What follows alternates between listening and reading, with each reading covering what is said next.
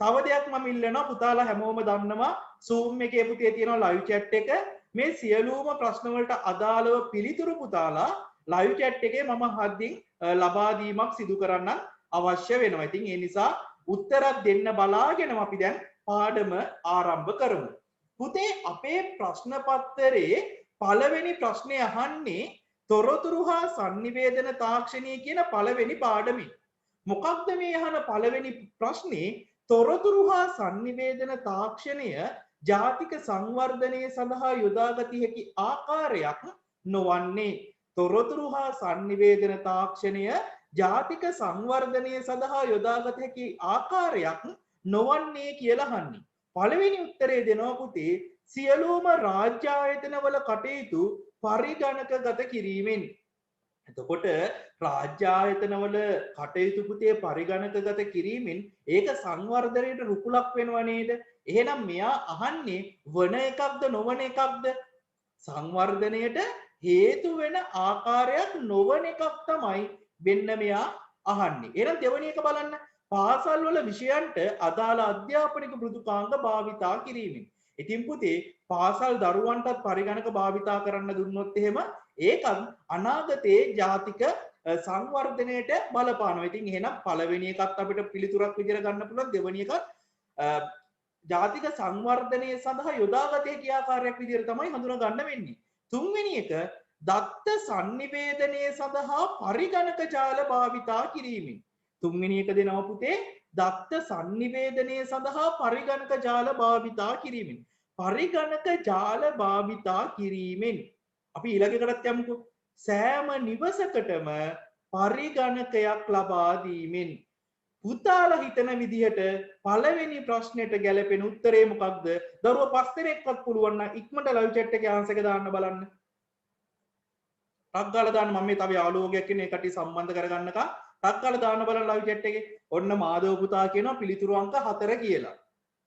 තව 4 උපේක්ෂා දුව හොඳයි. දරුවෝ ගොඩක් 4 දෙනෙක් 5 දෙනෙක් තමයි උත්තර ඉල්ලුවේ. නමුත් ගොඩක් දරුවෝ උත්තර දෙනවා. හොඳයි. පුතේ උත්තරේ තමයි සෑම නිවසකටම පරිගණකයක් ලබා දීමෙන්. පුතේ සෑම නිවසකටම පරිගණකයක් ලබා දෙන එක පහසු කටයුත්තක්ද නැහැ. නිවස හැම නිවසකටම පරිගණකයක් ලබා දෙන්න පුළුවන් නම් ඒක හොඳයි. නමුත් ඒක රජයකට කරන්න අපහසුයි. අපිට ඒකෙන් බලාපොරොත්තු වෙන්න බෑ ජාතික සංවර්ධනයට හේතුවක් වෙයි කියලා. මොකද පරිගණක ලබා දෙන්නම අධික පිරිවැයක් රජයට දරන්න වෙනවා. ඉතින් ඒ නිසා ඒක ජාතික සංවර්ධනයට හොඳ හේතු සාධකයක් නෙමෙයි. එහෙනම් පළවෙනි එකට පුතාලගේ පිළිතුර වෙන්න ඕනේ පිළිතුරු අංක 4. අපි යමු දෙවෙනි ප්‍රශ්නෙට. දෙවෙනි ප්‍රශ්නේ අහනවා මෙම සංකේත වන්නේ. මේ දෙවෙනි ප්‍රශ්නේ නිර්මාණය වෙලා තියෙන්නේ පුතාලගේ දෙවෙනි ඒකකේ. මොනවද පුතේ මෙම සංකේත? අපිට මේ පළවෙනි සංකේතය හඳුනා ගන්න පුළුවන් මොකක්ද? සාමාන්‍ය අපි මේක දකින්නේ මොකේද? USB වල තමයි පුතේ අපි පළවෙනි සිම්බල් එක දකින්නේ. දෙවෙනි සිම්බල් එකට අපි කියනවා මොකක්ද පුතේ?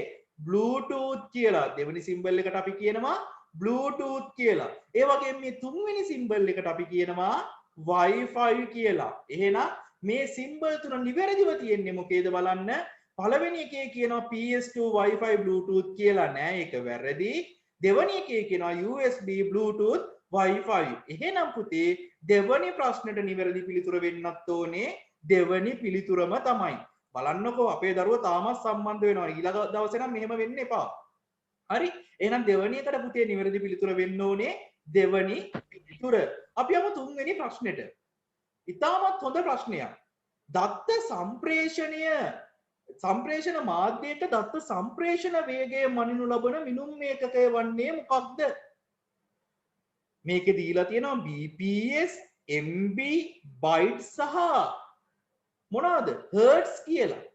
පුතේ මට ඉස්සෙල්ලාම පුතාලා live chat එකේ පුළුවන් නම් කියන්න පරිගණකයේ වේගය මනින්නේ මොන වගේද? පරිගණකයේ වේගය මනින්නේ කුමන ඒකකයෙන්ද? මොකද ඔය ප්‍රශ්නේ අහනවා සාමාන්‍ය පෙළදී විතරක් නෙමෙයි උසස් පෙළදී. පරිගණකයේ වේගය මනිනු ලබන ඒකකය කුමක්ද? ප්‍රශ්නයක් ඇහුවොත් පුතේ පරිගණකයේ වේගය මනිනු ලබන ඒකකය කුමක්ද කියලා පුතාලා ලියන්න ඕනේ වෙනවා පුතේ. මොකක්ද? hertz කියලා. එහෙනම් පරිගණකයේ වේගය මනින ඒකකය ඇහුවොත් මොකක්ද අපි කියන්නේ? හර්ට්ස් කියලා. නමුත් දත්ත සම්ප්‍රේෂණ වේගය අහනවා නම් දත්ත සම්ප්‍රේෂණ වේගය අහනවා නම් මොකක්ද උත්තරේ වෙන්න ඕනේ?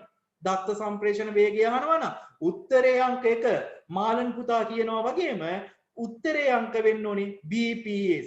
පුතේ ඔයාලගේ ඔය ෆෝන් කාඩ් එහෙම ගේනකොට ගෙදරට පොඩ්ඩක් බලන්නකෝ Mbps මෙගාබයිට් 4යි Mbps ස්පීඩ් එකක් තියෙනවා කියලා තියෙයි. එහෙම නැත්නම් මෙගාබයිට් කිලෝබයිට් 2යි PS ගන්නකොම වේගයක් තියෙනවා කියලා තියෙයි. එහෙනම් අපි දත්ත සම්ප්‍රේෂණ වේගයේ මන්නු ලබන්නේ පුතේ මොකක්ද? BPS කියන එකෙන්. එහෙනම් අය අමතක කරන්න එපා දත්ත සම්ප්‍රේෂණ වේගයම ඉන්නේ මොකකින්ද? BPS වලින්. HZ මනින්නේ මොකක්ද? පරිගණකයේ වේගය. එතකොට MB බයිට් වගේ කියන්නේ මොනවද පුතේ? පරිගණක ආචයන උපාංගවල. පරිගණක ආචයන උපාංගවල RAM වල, hard වල, pen drive වල වගේ ඒ වගේ මතක ධාරිතාවමයින එකක තමයි පුතේ MB හරි බයිට් හරි ගිගාබයිට් කිලෝබයිට් කියලා කියන්නේ. නමුත් BPS කියන්නේ දත්ත සම්ප්‍රේෂණ වේගයමයින ඒකකය. ඒ වගේම හර්ට්ස් කියන්නේ පරිගණක වේගයමයින ඒකකය. එහෙනම් මම හිතනවා තුන්වෙනි ප්‍රශ්නෙට පුතාලා නිවැරදි උත්තරේ ලබා ගන්න දැන් දන්නවා කියලා. අපි යමු හතරවෙනි ප්‍රශ්නෙට. පුතේ අහනවා හතරවෙනි ප්‍රශ්නේ පූර්ණ දීපත දත්ත sannivedanaya සඳහා උදාහරණයක් වන්නේ. අපි දන්නවා දරුවනේ දත්ත sannivedanaකාර තුනක් තියෙනවානේ. දත්ත sannivedanaකාර තුනක් තියෙනවා පුතේ. මොනවද මේ දත්ත sannivedanaකාර තුන? අපි කියනවා ඒකපත, අපි එහෙම නැත්නම් ඒකට ඉංග්‍රීසි වලින් කියනවා සිම්ප්ලෙක්ස් කියලා. ඊළඟට අර්ධ දීපත, අර්ධ දීපත, අපි ඒකට ඉංග්‍රීසි වලින් කියනවා පුතේ half duplex කියලා. සහ තුන්වෙනි එක පූර්ණ දීපත, පූර්ණ දීපත. අපි ඒකට කියනවා full duplex කියලා. එහෙනම් දත්ත sannivedanaya සිදුවන ආකාර තුනයි. ඒකපත, අර්ධ දීපත, පූර්ණ දීපත. අපි පන්තියේදී ලස්සන කාටුන් එකක් ඇඳලා මේක කතා කරා. ඒකපත කියන්නේ දරුවනි එක දිශාවකට පමණක් නම් දත්ත sannivedanaya වෙන්නේ. එක දිශාවකට පමණක් නම් දත්ත sannivedanaya වෙන්නේ.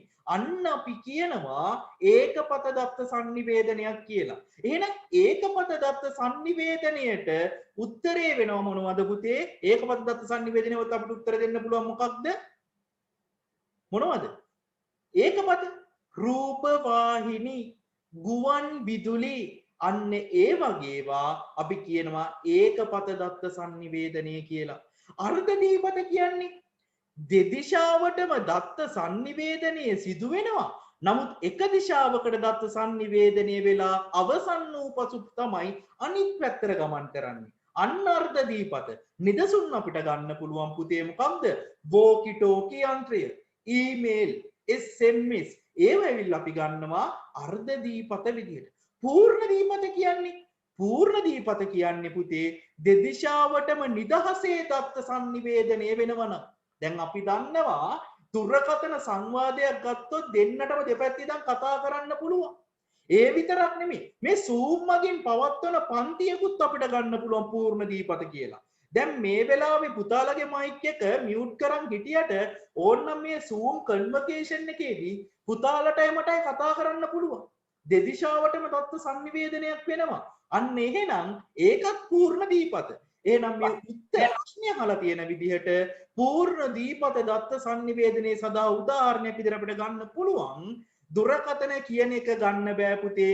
දුරකථනය කියන එක ගන්න බෑ. දුරකථන සංවාද විය යුතුයි. එහෙනම් නිවැරදි පිළිතුර වෙන්න ඕනේ උත්තරේ අංක 4 විය යුතුයි. එහෙනම් මම හිතනවා පුතාලට ප්‍රශ්න අංක 4 ගැන අවබෝධයක් එන්න ඇති කියලා. හරි. අපි යමු ප්‍රශ්න අංක 5ට. ප්‍රශ්න අංක 5ට බලන්න පුතේ මේ ප්‍රශ්න අංක 5 මේක පුතේ සාමාන්‍ය පෙළ විභාගයේදී අහපු ප්‍රශ්නයක්. මේ පස්වෙනි ප්‍රශ්නේ ඇවිල්ලා පුතේ සාමාන්‍ය පෙළ විභාගයේදී අහපු ප්‍රශ්නයක්. නමුත් පුතාලගේ අච්චු පොතේ හොඳට බලන්න network devices යටතේ repeat එක ගැන කතා කරලා නැහැ. නමුත් සාමාන්‍ය පෙළ විභාගෙදී මේ රිපීට් එක ගැන කතා කරලා තියෙනවා. එහෙනම් මොකක්ද පුතේ රිපීට් එකක් කියලා කියන්නේ? අපි දන්නවා හබ් එක. අපි දන්නවා ස්විච් එක. නේද? පරිගණක කිහිපයක් එකිනෙකට සම්බන්ධ කරන එකකේ මොකක්ද ස්විච් එක. එහෙම නැත්නම් හබ් එක කියලා අපි ඉගෙන ගත්තා. ජාලයට ආරක්ෂාවක් ලබා දෙනවා කියලා ඉගෙනගෙන තියෙනවා ෆයර්වෝල් එක. එහෙම නැත්නම් ගිනි පහුර. හැබැයි අපි රිපීට් එක ගැන කතා කරලා තියෙනවා. කතා කරලා නැති වුණාට දැන් හොඳට මතක තියාගන්න මේ විභාගෙදී අහන ප්‍රශ්නයක්. පුතේ රිපීට් එකක් කියලා කියන්නේ දත්ත ගමන් කරනකොට දැන් හිතන්නකො පුතා මම මෙන්න මෙහෙම කියනවා. මෙතන පුද්ගලයෙක් ඉන්නවා. මේ පුද්ගලයා කතා කරනකොට ඒක වැඩිපුරම හොඳට ඇහෙන්නේ අපි හිතමු මෙයා ඉන්නේ මීටර් 1ක් දුරින්. සහ තව පුද්ගලයෙක් ඉන්නවා පුතේ මීටර් 10ක් දුරින්. තවත් පුද්ගලයෙක් ඉන්නවා පුතේ මීටර් 100ක් දුරින්. එතකොට මේ පුද්ගලයා පුතේ කතා කරනකොට ඒක හොඳින්ම ඇහෙන්නේ කාටද? ආසන්නෙම ඉන්න කෙනාට. මීටර් 1ක් ළඟින් ඉන්න කෙනාට තමයි වැඩිපුරම ඇහෙන්නේ. එතකොට වෙන්න මෙයා මේ කතා කරන ශබ්දය පුතේ දුරට යන්න මොකද වෙන්නේ? බාල වෙලා දුරින්ම ඉන්න කෙනාට මෙයා කතා කරන සද්දේ ඇහෙන්නේ නැතුවම යන්න පුළුවන්. අන්න ඒ සංසිද්ධිය තේරුම් ගන්නකො. පරිගණකවල දත්ත සම්ප්‍රේෂණය වෙනකොටත් ඔහොමයි. දත්ත පුතේ දුරට ගමන් කරන්න එහි තියෙන ශක්තිය මොකද වෙන්නේ? අඩු වෙනවා. එහෙනම් ඒ ශක්තිය වැඩි කරන්න පුළුවන් ඩිවයිස් එකක් තියෙනවා. ඒ කියන්නේ වෙන්න මෙහෙම දුර්වල වෙලා යන දත්තය නැවත ශක්තිමත් කරලා ගමන් කරන්න පුළුවන් උපාංගයක් තියෙනවා. අපි ඒකට කියනවා රිපීටර් කියලා. එහෙනම් පුතේ පළවෙනි උත්තරේ මෙයා දීලා තියෙනවා බලන්න. ඉන්න තවත් දරුවෝ කිහිප දෙනෙක් සම්බන්ධ වෙනවා. හරි. පළවෙනි උත්තරේ මෙයා දීලා තියෙනවා පුතේ අසමාන තාක්ෂණයෙන් යුත් පරිගණක ජාල දෙකක් එකිනෙක සම්බන්ධ කිරීම නෑ. පරිගණක ජාල දෙකක් එකිනෙක සම්බන්ධ කරන්න භාවිතා කරන්න පුළුවන් ඩිවයිස් එකක් මතක තියාගන්න. පරිගණක කිහිපයක් එකිනෙකට සම්බන්ධ කරන්න පුතේ අවශ්‍ය වෙනවා. පරිගණක කිහිපයක් එකිනෙකට සම්බන්ධ කරන්න අවශ්‍ය වෙනවා ස්විච් එක. පරිගණක කිහිපයක් එකිනෙකට සම්බන්ධ කරන්න මොකක්ද අවශ්‍ය වෙන්නේ? ස්විච් එක. අමතක කරන්න එපා විභාගෙදී අහනවා. හැබැයි ජාල දෙකක් නෙට්වර්ක් දෙකක් එකිනෙකට සම්බන්ධ කරන්න අවශ්‍ය වෙන්නේ පුතේ මොකක්ද? මොඩම් එකක්. ඒ නිසා එහෙම නැත්නම් කියන රවුටර් එකක්. රවුටර් එකනුත් පුළුවන් ජාල දෙකක් එකිනෙකට සම්බන්ධ කරන්න. එහෙනම් පුතාලා ඒක හොඳට මතක තියාගෙන ඉන්න. දෙවැනි එක මෙයා කියනවා පරිගණක එකිනෙක සම්බන්ධ කරන හොඳම මාර්ගය තෝරා ගැනීම නෑ. ඒකත් වැරදි. තුන්වෙනි එක දත්ත ගමනේ හැකියාව අඩුවන විට නැවත තිබූ තත්වයට පත් කිරීම. එහෙනම් පස්වෙනි එකට උත්තරේ වෙන්න ඕනේ. නිවැරදි උත්තරේ සමහරක් දරු උත්තරේ දාලා තියෙනවා chat box එකේ නිවැරදි පිළිතුර පුතේ උත්තරේ අංක 3 නිවැරදි. ඊට පස්සේ සංඥා පරිවර්තනය කරන්නේ මොකක්ද? ඒකත් අපි ඉගෙන ගමු. මේ ප්‍රශ්න සාකච්ඡාවක් කියන්නේ පුතේ එක පාඩමක් කරනකොට වඩා ගොඩක් වටිනවා. මොකද මේ පුංචි ප්‍රශ්නේ මම පුතාලට අවශ්‍ය ඩිවයිසස් කිහිපයක්ම කිව්වා. හතරවෙනි එක සංඥා පරිවර්තනය කිරීම. සංඥා පරිවර්තනය කරන්න අවශ්‍ය වෙන ඩිවයිස් එක පුළුවන් එක පුතෙක් දාන්න උත්තරේ බලන්න මට්ටක් ගාලා. very good. මාධව පුතා දාලා තිනවා. මොඩමෙන් තමයි ඇනලොග් සිග්නල් ඩිජිටල් බවට ඩිජිටල් සිග්නල් ඇනලොග් බවටත් පරිවර්තනය කරන්නේ. මොඩම් එක. very good. එහෙනම් අපි ප්‍රශ්නාංක 5ටත් උත්තරේ සාකච්ඡා කරලා අවසන්. අපි යමු ප්‍රශ්නාංක 6ට. ප්‍රශ්නාංක 6ට. අනේ මේක නම් ගොඩක් ලේසි ප්‍රශ්නයක්. පරිණාමිකව වඩා ඉදිරියෙන් නැති සංදර්ශක වර්ගය වන්නේ කුමක්ද? කියමු බලන්න උත්තරේටක් දාලා. කියමු බලන්න උත්තරේ. පැහැදිලි නෑනේ.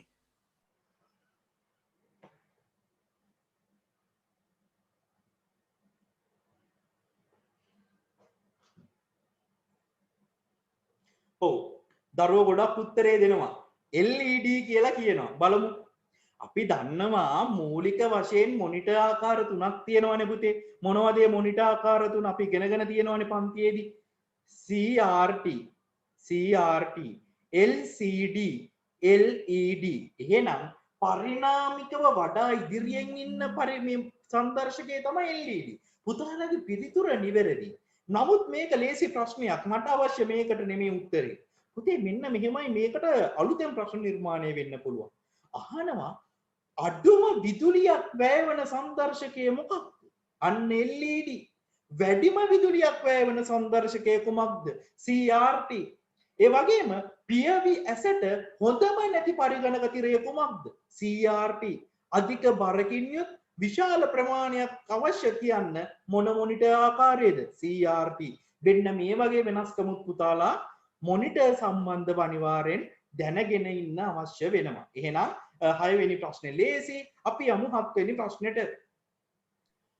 7 වෙනි ප්‍රශ්නේ අහනවා මේ සංඛ්‍යා පද්ධති වලින් පුතේ. 4 සංඛ්‍යා පද්ධතියේ භාවිතා කරනු ලබන විශාලතම වටිනාකම වන්නේ මොකක්ද කියලා උත්තරේ දාමු බලන්න.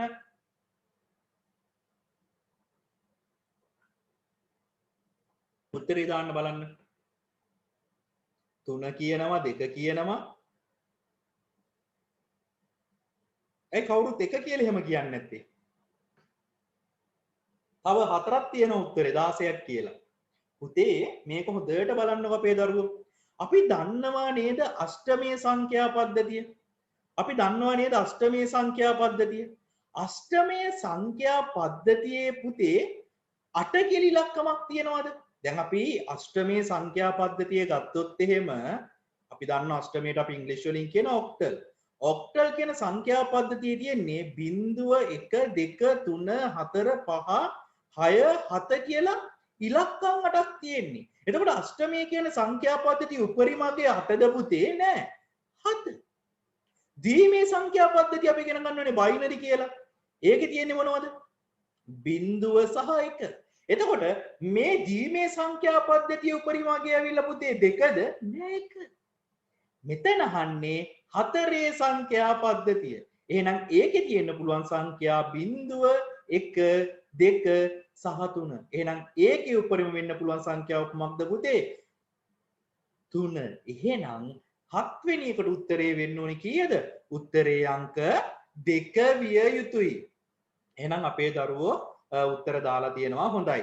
ඊළඟට අපි යමු බිට් 4ක එකතුවක් හඳුන්වනු ලබන්නේ. හරි. උත්තර දෙමු බලන්න ටක් ගාලා. ආහා එකම කෙනා උත්තර ගොඩක් ගහන්න බෑ. එකයි දෙන්න පුළුවන්.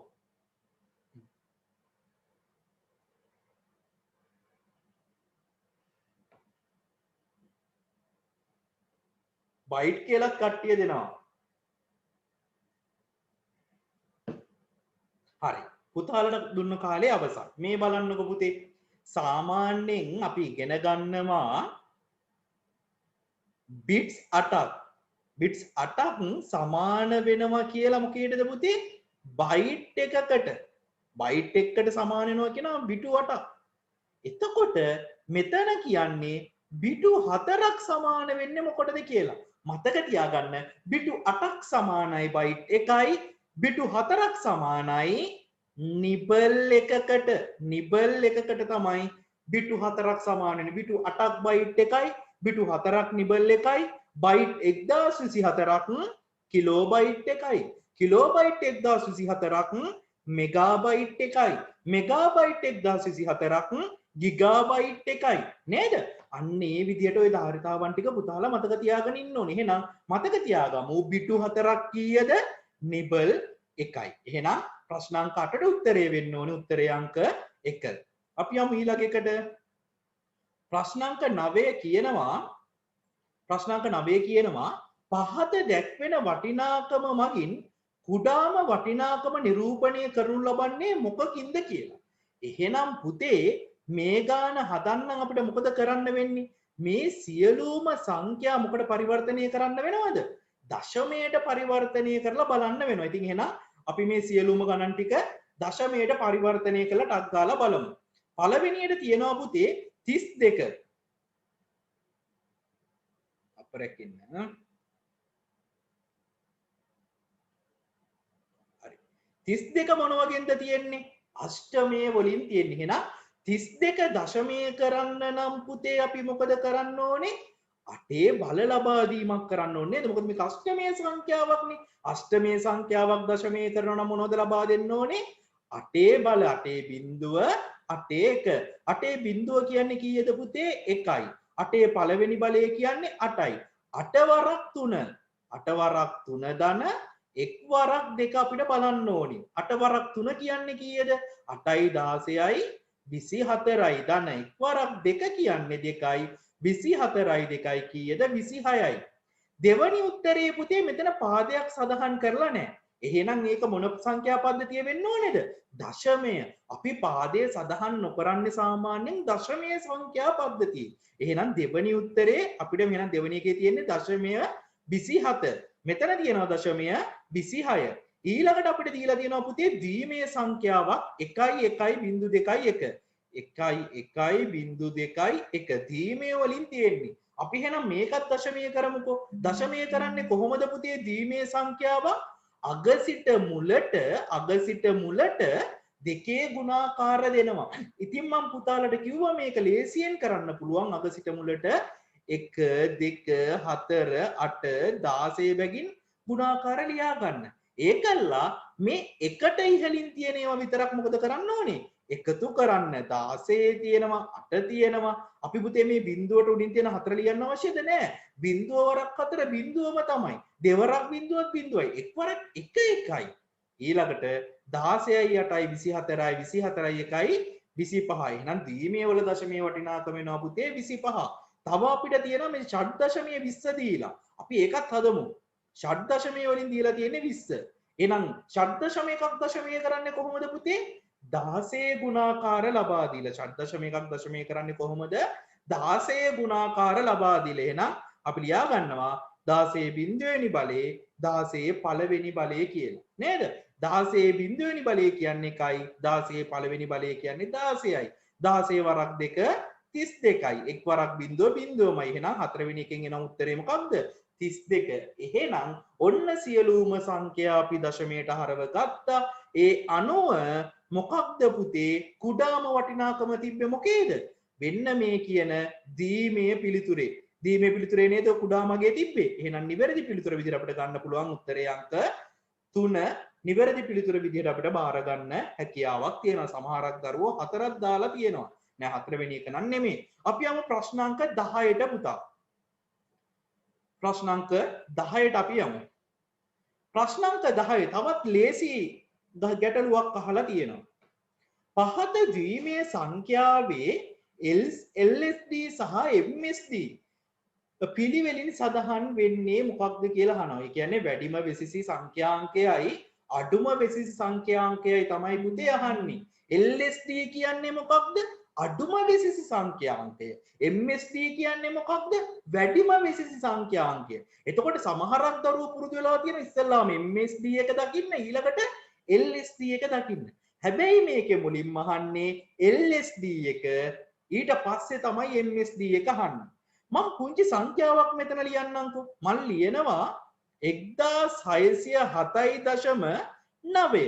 මෙන්න මේ ලියපු දශමයේ සංඛ්‍යාවේ වැඩිම වෙසිසියගේ මොකක්ද පුතේ? මට කියන්න වැඩිම වෙසිසියගේ මොකක්ද? මම උත්තර කිහිපයක් මෙතන ලියන්න. වැඩිම වෙසිසියගේ පළවෙනි උත්තරේ 5. පහ කියලා ඉලක්කමක් නැහැ. දෙවෙනි පිළිතුර 6, තුන්වෙනි එක 9, හතරවෙනි එක 1. එහෙනම් මේ ලියපු සංඛ්‍යාවේ වැඩිම වෙසිසියගේ මොකක්ද? 1 නේද? මේ සංඛ්‍යා පද්ධතිය ඉදිරියෙන්ම තියෙන වටිනාකම අපි ඉගෙන ගත්ත MSD එක කියලා. එහෙනම් මේ තියෙන්නේ මොකක්ද? MSD එක. එතකොට මෙන්න මේ ලියපු සංඛ්‍යාවේ අඩුමගේ මොකක්ද කියලා අහුවනම් මොකක්ද උත්තරේ වෙන්න ඕනේ? 5ද 6ද 9ද 1ද? 9. very good. එහෙනම් මේකේ අඩුම වෙසිසියගේ වෙන්නේ මොකක්ද පුතේ? LSD එක වෙන්නේ 9. එහෙනම් අපේ පුතාලට දැන් පුළුවන් මේක හොයන්න.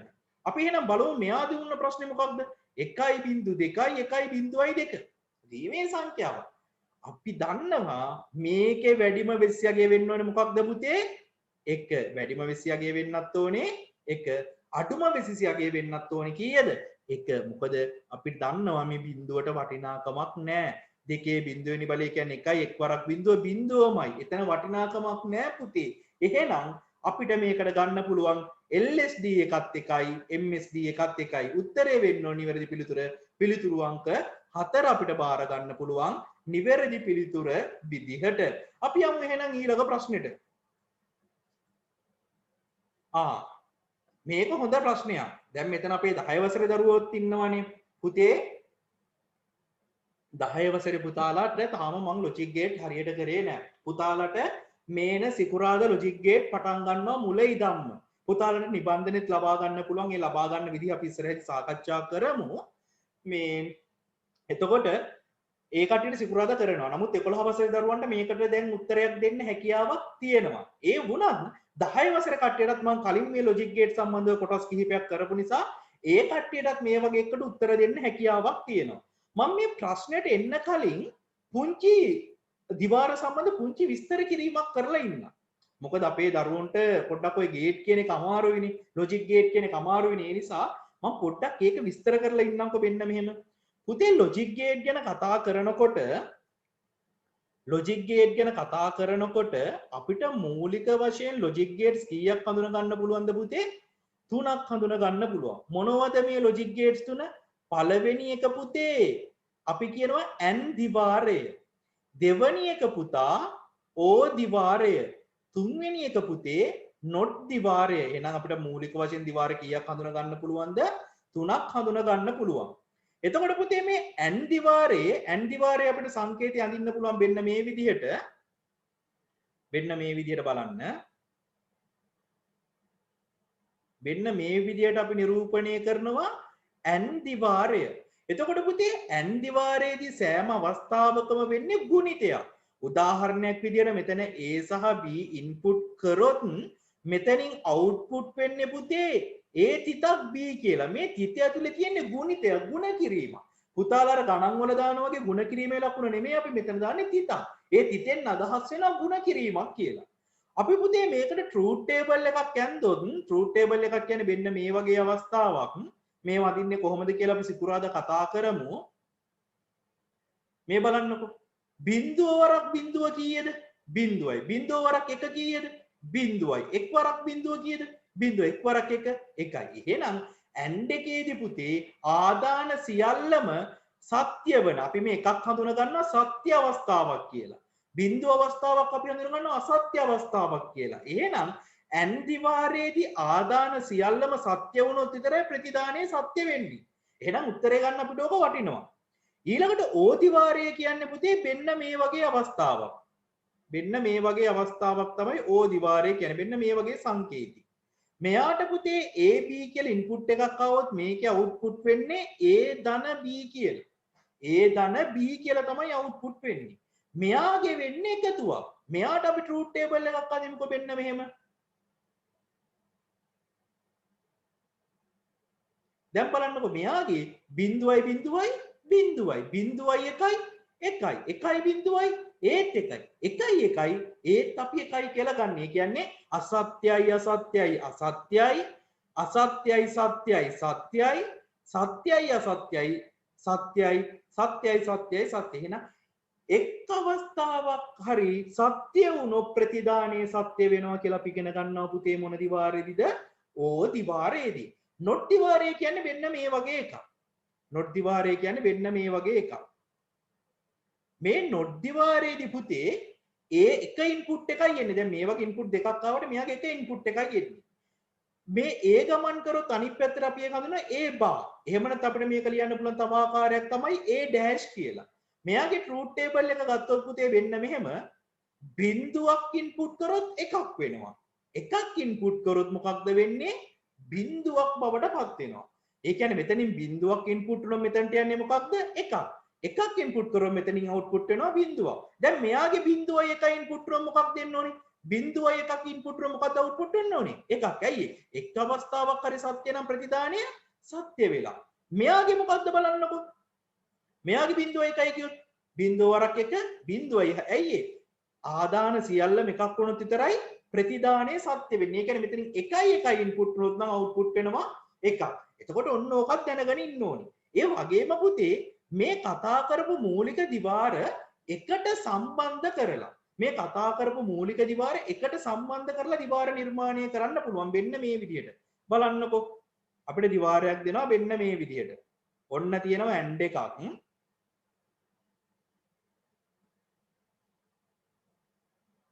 මෙන්න තියෙනවා O එකක් සහ මේ දෙකම ගමන් කරනවා නැවතත් පුතේ AND දිවාරයක් හරහා. එතකොට මේ දිවාරය මොකක්ද? AND එකක්. මෙතනක් තියෙනවා O එකක්. මෙතන තියෙනවා AND එකක්. අපි මේවට ඉන්පුට් දෙනවා A B C කියලා. A B C කියලා අපි මේවට ඉන්පුට් ලබා දෙනවා. එතකොට මෙයා කියනවා A ගෙන් බිඳුවක් B ගෙන් එකක් C ගෙන් එකක් ආදානය කරොත් F ට එන්න ඕනගේ මොකක්ද කියලා. එතකොට හොයන්නේ මෙහෙමයි පුතේ. එතකොට හොයන්නේ මෙහෙමයි. දැන් අපි දන්නවා මෙතන n දිවාරයක් නේ තියෙන්නේ. n දිවාරයක 0.1යි ගමන් කරොත් මොකක්ද? 0 වරක් 1 බිඳුවයි. නේද? දැන් මෙතනට එන්නේ පුතේ බීම තමයි. මේ බීම තමයි මෙතනටත් එන්නේ. එතකොට b කියන්නේ මෙතන 1යි. o එකකින් 1යි 1යි ගමන් කරොත් කීයද පුතේ? 1යි. o එකකින් 1යි 1යි ගමන් කරොත් කීයද? 1යි. ඊට පස්සේ නැවතත් මෙතන n එකක් තියෙනවා. බිඳුවයි 1යි දැන් ගමන් කරොත් මොකක්ද කියලා අහනවා. බිඳුවයි 1යි n එකකින් ගමන් කරොත් උත්තරේ මොකක්ද? බිඳුව බවට පත් වෙන. එහෙනම් f ගෙන් ප්‍රතිදාන වෙනගේ මොකක්ද? බිඳුව. දැන් බැරි වෙලාවක් වෙන්න මෙතන not එකක් දාලා තියෙනවා. බැරි වෙලාවක් මෙතන not එකක් දාලා තියෙනවා. ඒ වගේම පුතේ මෙතන not එකක් දාලා තියෙනවා. මෙතන not එකක් දාලා තියෙනවා. එතකොට කොහොමද මේකේ බූලියානු ප්‍රකාශනය ගන්න කියලා අහන්න පුළුවන්. බූලියානු ප්‍රකාශනය ගන්න කොහොමද කියලා අහන්න පුළුවන්. එතකොට මේකේ බූලියානු ප්‍රකාශනය ලියන්නේ මෙන්න මෙහෙමයි. මෙතන and එකක් නේ තියෙන්නේ. මේ and එකට ඇවිල්ලා තියෙන්නේ කවුද? AB. එහෙනම් මෙතනින් එළියට එනවා පුතේ A තිතක් B. A තිතක් B. එතකොට මෙතනින් B එනවා. හැබැයි මේ B not එකක් කරා ගමන් කරපුවා මොකක්ද වෙන්නේ? B බා එකක් වෙනවා. B බා එකක් වෙනවා. C එකත් not එක කරා ගමන් කරපුවා මොකක්ද වෙන්නේ? C බා බවට පත් වෙනවා. එහෙනම් O එකක් තුලින් ගමන් කරන්නේ B බා ධන C බා. ඊට පස්සේ මේ දෙකම ගමන් කරන්නේ මොකක් කරාද පුතේ? and එකක් කරා. එහෙනම් අවසානයේ මේකේ උත්තරේ ලියන්න පුළුවන් f සමානයි a තිතක් b. මෙතන තියෙන්නේ and එකක්. එහෙනම් තිතක් දානවා. මෙතන o එකක් තිබ්බනම් ධන දානවා. b බා ධන c බා කියලා. ඉතින් මේ වගේ ගැටලු ගොඩක් සහ මුලින් ඉඳන් සරලවම අපි සිකුරාදා නිබන්ධනෙත් ලබාගෙනම පුතේ ඉගෙන ගමු. තේරුණා නේද? දැන් අපි මේ ප්‍රශ්නෙට යමු. එතකොට දැන් ඕන්න 10 වසරේ කට්ටියට පුංචි අවබෝධයක් ලබා දුන්නා මේක ගැන. දැන් ඒක තුලින් පුතාලට පුළුවන් මේකට උත්තරයක් කල්පනා කරන්න. බලමු පුතාලට උත්තරේ ලියන්න පුළුවන් වේද කියලා.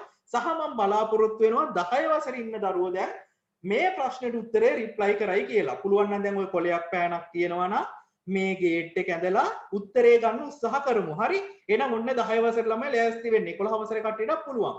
පහත පරිපතයේ A සමානයි 1යි කියලා කියනවා. A සමානයි කීයද කියන්නේ පුතේ? 1යි කියලා කියනවා. සහ B සමානයි බිඳුව නම් R ට ලැබෙන ප්‍රතිදානය මොකක්ද කියලා අහනවා. R ට ලැබෙන ප්‍රතිදානය මොකක්ද කියලා අහනවා. හොඳයි පුතාලා ගොඩාක් උත්තර දෙනවා. තව බලමු තව දරුවෝ ටිකක් උත්තර දෙන්න.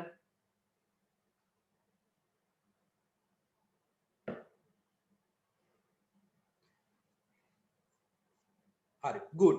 අපි බලමු පුතාලා දුන්න උත්තරේ හරිද කියලා. පුතේ මෙතන තියෙන්නේ n දිවාරයක්. එතකොට n දිවාරයට ඉන්පුට් වෙනවා 1 සහ බිඳුව. එක්වරක් බිඳුව and එකෙන් ගියපුවාම කීයද? බිඳුවයිනේ පුතේ. සහ මෙතනට b එන්නේ. එහෙනම් මෙතනට එන්නේ බිඳුව. බිඳුවයි බිඳුවයි කීයද? බිඳුවයි. නිවැරදි පිළිතුර වෙන්න ඕනි උත්තරේ අංක 1. ඔය ඇවිල්ලා විභාග ප්‍රශ්න. හරි? ඔය ඇවිල්ලා විභාග ප්‍රශ්න. පුතාලට දැන් උත්තරයක් දෙන්න පුළුවන් වුණා නම් 10 වසරේ දරුවනුත් ඉතාමත් හොඳයි. මොකද මම මේ පාඩම කරන්නවත් නැතුව තමයි ඔයාලා උත්තරේ ලබා දීලා තියෙන්නේ. එහෙනම් 11 වෙනි ප්‍රශ්නේ සාකච්ඡා කරලාත් ඉවරයි. අපි යමු ඊළඟ ප්‍රශ්නෙට.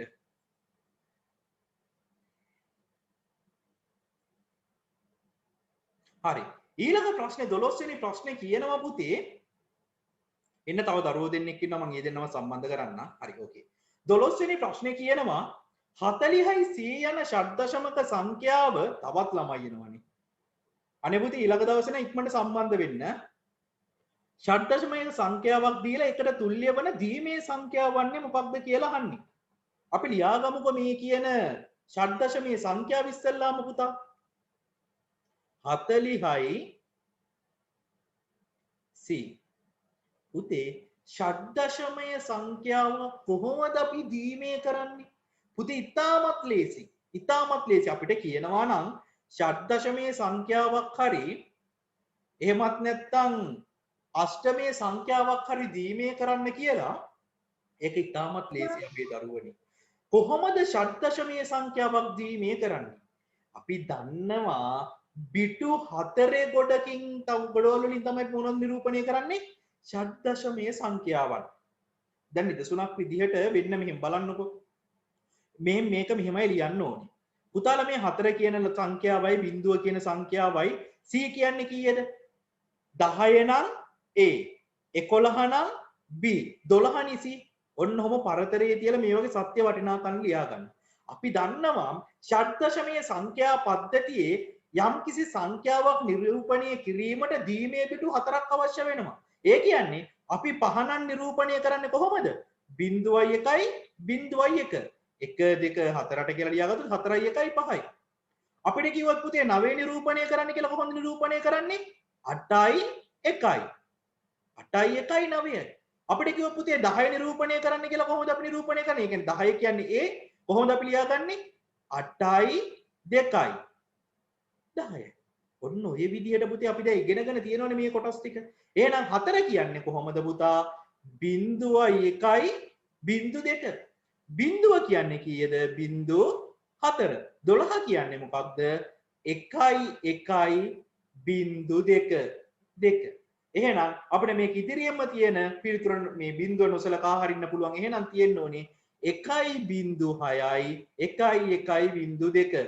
එහෙනම් නිවැරදි උත්තරේ තියෙනවා තුන්වෙනි එකේ. ඕන් බලන්න දැන් අපිට කියනවා පුතේ ද්විමය සංඛ්‍යාවක්. අපිට කියනවා ද්විමය සංඛ්‍යාවක් ෂඩ්දශමීය කරන්න කියලා. කොහොමද ද්විමය සංඛ්‍යාව ෂඩ්දශමීය කරන්නේ? එහෙනම් අපි බලමු මේ ද්විමය සංඛ්‍යාව ෂඩ්දශමීය කරොත් නිවැරදි පිළිතුරක් එයිද කියලා පුතා. මේ බලන්නකො. ද්විමය සංඛ්‍යාවක් ෂඩ්දශමීය කරන්න කියනවා නම් අපි කරන්නේ අග ඉඳන් මුලට පිටු 4 කාණ්ඩ වලට මොකද කරන්න ඕනේ? කඩා ගන්න අවශ්‍ය වෙනවා. පිටු 4 කාණ්ඩ වලට කඩා ගන්න වෙනවා. ඊට පස්සේ 1 2 4 8 1 2 4 8 1 2 4 වශයෙන් දානවා. එහෙනම් මෙතනින් එනවා කීයද? 4. මෙතනින් එනවා බිඳුව. මෙතනින් එනවා 8යි 4යි 12. 12 කියන්නේ c. දැක්කද? 40යි c කියන උත්තරය ආව එතනිනු. එහෙනම් ඔය දෙපැත්තම දැනගන්න ඕනේ. අෂ්ටමීය සංඛ්‍යාවක් කියනවා නම් අපිට දීමෙන් ලියන්න කියලා. කොහොමද අපි ලියා ගන්න ඕනේ? පරතරයේ තියලා ලියාගත්තා. අපි දන්නවා අෂ්ටමීය සංඛ්‍යාවේ යම්කිසි සංඛ්‍යාවක් නිරූපණය කරන්න බිටු කීයක් අවශ්‍යද පුතේ? බිටු 3ක් අවශ්‍යයි. එහෙනම් අපි දන්නවා පහ නිරූපණය කරන්න කිව්වොත් අෂ්ටමීය වලින් 1.1යි. ඔන්න ඔහම. 6 නිරූපණය කරන්න කිව්වොත් 1.1 7 නිරූපණය කරන්න කිව්වොත් 1.1 නේද? එහෙනම් 7 කියන්නේ 1.1 1 කියන්නේ 0.2 5 කියන්නේ 1.1. ඔන්න බලන්න අපි අෂ්ටමීය සංඛ්‍යාවකුත් දීමින් ලිව්වා. ඉතින් මෙන්න මෙහෙම අපි ප්‍රශ්නයක් තුලින් ප්‍රශ්නයක් නිර්මාණය වෙන්න පුළුවන් ආකාර කිහිපයක්ම සාකච්ඡා කරනවා. අපි යමු ඊළඟ ප්‍රශ්නෙට. 13 පහත පරිපතයේ r ප්‍රතිදානයේ බිඳුව r ප්‍රතිදානයේ වන විට x සහ y ආදාන පිළිවෙලින් වන්නේ. දැන් එහෙනම් අර කලින් කතා කරපු එකේ අනිත් පැත්ත තමයි දැන් මෙතන කරන්න තියෙන්නේ පුතේ. කලින් කතා කරපු එකේ අනිත් පැත්ත තමයි මෙතන කරන්න තියෙන්නේ. ඒ කියන්නේ මෙතන බිඳුවක් වෙන්න මේක කීයක් වෙන්න ඕනේද? අපිට තියෙන්නේ මේ වගේ ප්‍රශ්නයක් අහනකොට 10 වසරේ පුතාලා හොඳට මතක තියාගන්න. මේක අපි මේ එක එක ඒවා අපි ඉන්පුට් කරලා බලන්න ඕනේ. නිදසුනක් විදිහට දැන් පළවෙනි එක තියෙනවා x බිඳුවයි y එකයි. අපි දාලා බලමු. x බිඳුවයි y එකයි දාලා. මේ මෙතනින් තියෙන x y ඔන්න ඔහොමයි තියෙන්නේ. මුලින්ම තියෙන x ඊළඟට y. x බිඳුවයි y එකයි. මෙතන තියෙන්නේ මොකක්ද දිවාරය? n දිවාරයක්. n දිවාරයක් තුලින් බිඳුවයි එකයි ඉන්පුට් වුණොත් අවුට්පුට් වෙන්නේ කීයද පුතේ? බිඳුව වරක් එක බිඳුවයි. දැන් බලන්නකො මෙතන මොකද්ද වෙලා තියෙන්නේ? y එනවා මෙතනට එකක් විදිහට. හැබැයි ඒක නොට් එකක් කරා ගමන් කරනවා. නොට් එකක් කරා ගමන් කරද්දී මොකක් බවට පත් වෙනවද පුතේ? බිඳුව බවට පත් වෙන එකක් ඉන්පුට් කරොත් මොකද්ද වෙන්නේ? ඒකේ අනිත් පැත්ත බිඳුව වෙනවා. මෙතන බිඳුව ආව නම් මොකක්ද වෙන්නේ? 1 වෙනවා. නේද? මෙතන බිඳුව ආව නම් මෙතනට එන්න ඕනේ මොකක්ද? 1 වෙනවා. එහෙනම් මෙතන දැන් 1 තියෙන්නේ ඇවිල්ලා එහෙනම් බිඳුව වෙනවා. බිඳුවයි ඔය එකකින් ගමන් කරපුවාම r සමානයි බිඳුව වෙනවා. එහෙනම් පුතේ මේකට උත්තරේ විදිහට අපිට ගන්න පුළුවන් ලේසියෙන්ම පළවෙනි උත්තරේ. භාග්‍යාදුව දාලා තියෙනවා තුන්වෙනි උත්තරේ කියලා. අපි තුන්වෙනි උත්තරේ දාලා බලමු මේ උත්තරේයිද කියලා. x ට 1යි y ට 1යි. එක් වරක් එක and එකකින් ගමන් කරොත් කීයද පුතේ? 1යිනේ. මේ එක මෙතනින් එනවා. මේක මෙතනින් හරහා යද්දි නැවතත් බිඳුව බවට පත් වෙනවා. o එකකින් 1යි බිඳුව ගියොත් පුතේ එකක් වෙන්නේ. එහෙනම් r සමානයි 1 වෙන්නේ. නමුත් මෙයා අහන්නේ r සමානයි බිඳුව වෙන්න අවශ්‍ය ඉන්පුට් එක මොකක්ද කියලා. එහෙනම් උත්තරේ වෙන්න ඕනේ උත්තරේ අංක 1. යමු අපි ඊළඟ ප්‍රශ්නෙට. ඊළඟ ප්‍රශ්නේ කියනවා පහත දැක්වෙන තාර්කික දිවාරය වන්නේ පුතේ මේක ඔයාලගේ ප්‍රශ්නවල තිබ්බට මේක ඇවිල්ලා පුතාලට අදාළ එකක් නෙමෙයි. මේක උසස් පෙළ දරුවන්ට තියෙන ගේට් එකක්. මේක මගේ අතින් වැරදීමකින් තමයි ඔයාලට ඇවිල්ලා තියෙන්නේ. නමුත් මේක මතක තියාගන්න. මේක මතක තියාගන්න. අපි හැම දෙයක්ම ඉගෙන ගන්න ඕනි. අපි මෙහෙම දිවාරය අඳිනවා නම් අපි ඒකට කියනවා ඇන් කියලා. මෙහෙම දිවාරය අඳිනවා නම් අපි කියනවා ඇන් කියලා. මෙහෙම දිවාරයක් අපි අඳිනවා නම් අපි ඒකට කියනවා පුතේ ඕ කියලා. මෙහෙම තියෙනවා නම් දිවාරය අපි කියනවා not කියලා. සහ and එකයි not එකයි මෙහෙම එකට එකතු වෙලා and එකයි not එකයි මේ දෙක එකට එකතු වෙලා ගේට් එකක් නිර්මාණය වෙනවා. අපිට ඒක මෙහෙමත් අදින්න පුළුවන්. ඉස්සරහින් මෙන්න මෙහෙම රවුමක් දාලා අපි ඒකට කියනවා නැන් දිවාරය. සහ ඕ දිවාරයක් not දිවාරයක් කරා ගමන් කරලත් පුතේ ගේට් එකක් නිර්මාණය වෙනවා. ඒකත් අපිට නිරූපණය කරන්න පුළුවන් මෙන්න මේ විදිහට. අපි ඒකට කියනවා නෝ දිවාරය කියලා. එතකොට සාමාන්‍ය පෙළ කරන දරුවන්ට මූලික වශයෙන් ඉගෙන ගන්න තියෙන මෙන්න මේ දිවාර ටික. දැන් මෙතන තියෙන්නේ පුතේ ඕ දිවාරයක් මෙන්න මෙහෙම තියෙනවා. ඒක මෙතන රවුමක් තියෙනවා සහ මේ ඉස්සරහිනුත් තව මෙන්න මේ වගේ බාධකයක් තියෙනවා. මේ දිවාරයට අපි කියන්නේ පුතේ x නෝ දිවාරය කියලා. x නෝ දිවාරය කියලා. ඉතින් ඒක පුතාලට දැම්ම ඉගෙන ගන්න නෑ. සමහරක් දරුවෝ නම් උත්තරෙත් දීලා තියෙනවා. කවන්නේ අපි දැනගමු මේ වගේ සංකේතයක් තියෙනවා නම් x නෝ මේක මෙන්න මෙහෙම තිබ්බනම් මේක මෙන්න මෙහෙම තිබ්බනම් මෙන්න මෙහෙම මෙතන රවුමක් නැතුව මෙහෙම තිබ්බනම් අපි ඒක xෝ දිවාරයක් කියලා හඳුනා ගන්නවා. ඉතින් අපි මේවා පන්තියකදී දවසක හම්බුනහම වැඩිපුර සාකච්ඡා කරමු. අපි යමු පුතේ ඊළඟ ප්‍රශ්නෙට. ඊළඟ ප්‍රශ්නෙට යන්න කලින් මේ පුංචි දේවල් ටිකක් පුතාලට දැනුවත් කරන්න තියෙනවා. දැන් පුතාලා මේක හොඳට මතක තියාගන්න අවශ්‍යයි. හරි මම මේ දැන් මේ කියන්න යන දේ පුතේ ඊළඟ සතියේ ඉඳන් මෙන්න මේ ටයිම් ටේබල් එක තමයි ක්‍රියාත්මක වෙන්නේ. මෙන්න මේ ටයිම් ටේබල් එක තමයි ඊළඟ සතියේ ඉඳන් ක්‍රියාත්මක වෙන්නේ. පුතාලගේ 6 ඉඳන් 9 දක්වා නංගිලා මල්ලා ඉන්නවා නම් ඒ සියල්ලන්ටම නොමිලේ පුතේ පන්තිය කරනවා YouTube ඔස්සේ මෙන්න මේ වේලාවන් වලට. 10 වසරේ දරුවන්ට මේ සිකුරාදා ඉඳලා 6:30ට Zoom ඔස්සේ තමයි පන්තිය පැවැත්වෙන්නේ. අපි එහෙනම් Zoom ඔස්සේ පුතාලට 4 වෙනි සහ 5 වෙනි ඒකක ආරම්භ කරනවා. 4 වෙනි සහ 5 වෙනි ඒකක සඳහා නිබන්ධනත් ලෑස්ති කරලා තියෙන්නේ. ඉතින් මේකදි පුතේ නිබන්ධන ගන්න අපිට වැඩපිළිවෙලක් හදා ගන්න වෙනවා. කොහොමද දරුවන්ට සංචරණ සීමා 21 අයින් කරොත් 21 වෙනිදා ඊවේකෙන් ගන්න පුළුවන්. එහෙම නැතිනම් පුතාලට පුළුවන් ළඟපාතින් වන්ද නිදසුනක් විදියට හිඟුරක් ගලේ කවුරු හරි ඉන්නවනම් හිඟුරක් ගලෙන් එන යාළුවෝ එතන සම්බන්ධ කරගන්න පුළුවන්. ඒ වගේම ලේ ෆාම් එකෙන් යාළුවෝ එනවනම් ලේ ෆාම් එකේ කට්ටියකට එකතු වෙන්න පුළුවන්. ඒ වගේම අපි හිතමු හිඟුරක් වල ටවුන් එක ආසන්නයේ දරුවෝ පිරිසක් ඉන්නවා මින්නේරි පාසලට අසල කියලා. එතකොට එතනින් එක දරුවෙක් සම්බන්ධ කරලා මට ඇමතුමක් ලබා දුන්නොත් ඔයාලා ඉන්න තැනට මට නිබන්ධන ලබා දීමේ හැකියාවක් තියෙනවා. මේක 10 සහ 11 වසරේ සියලුම දරුවන්ට අදාළයි.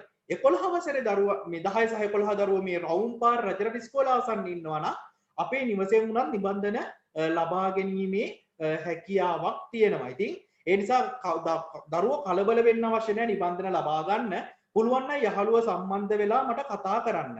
ඒ වගේම මැදිරිගිරිය දරුවන්ටත් ඒ විදිහටම මම නිබන්ධන ලබා දෙන්න මැදිරිගිරියට ඇවිල්ලා වැඩපිළිවෙලක් හදන්න. ඒකට පුතාලා මට ගෲප් එකේදී සහයෝගය දක්වන්න. මම දැන් ගෲප් දෙකක් හදනවා ඔන්ලයින් ක්ලාස් වලට වෙනම 10 සහ 11. එතකොට ගෲප් වලට මේ ඔන්ලයින් ක්ලාස් එකට සම්බන්ධ වෙන ළමයි ඒ ගෲප් එකට ජොයින් වෙන්න. එතකොට මම ඒ කට්ටියට නිබන්ධනය ලබා දෙන්න වැඩපිළිවෙලක් හදන්න.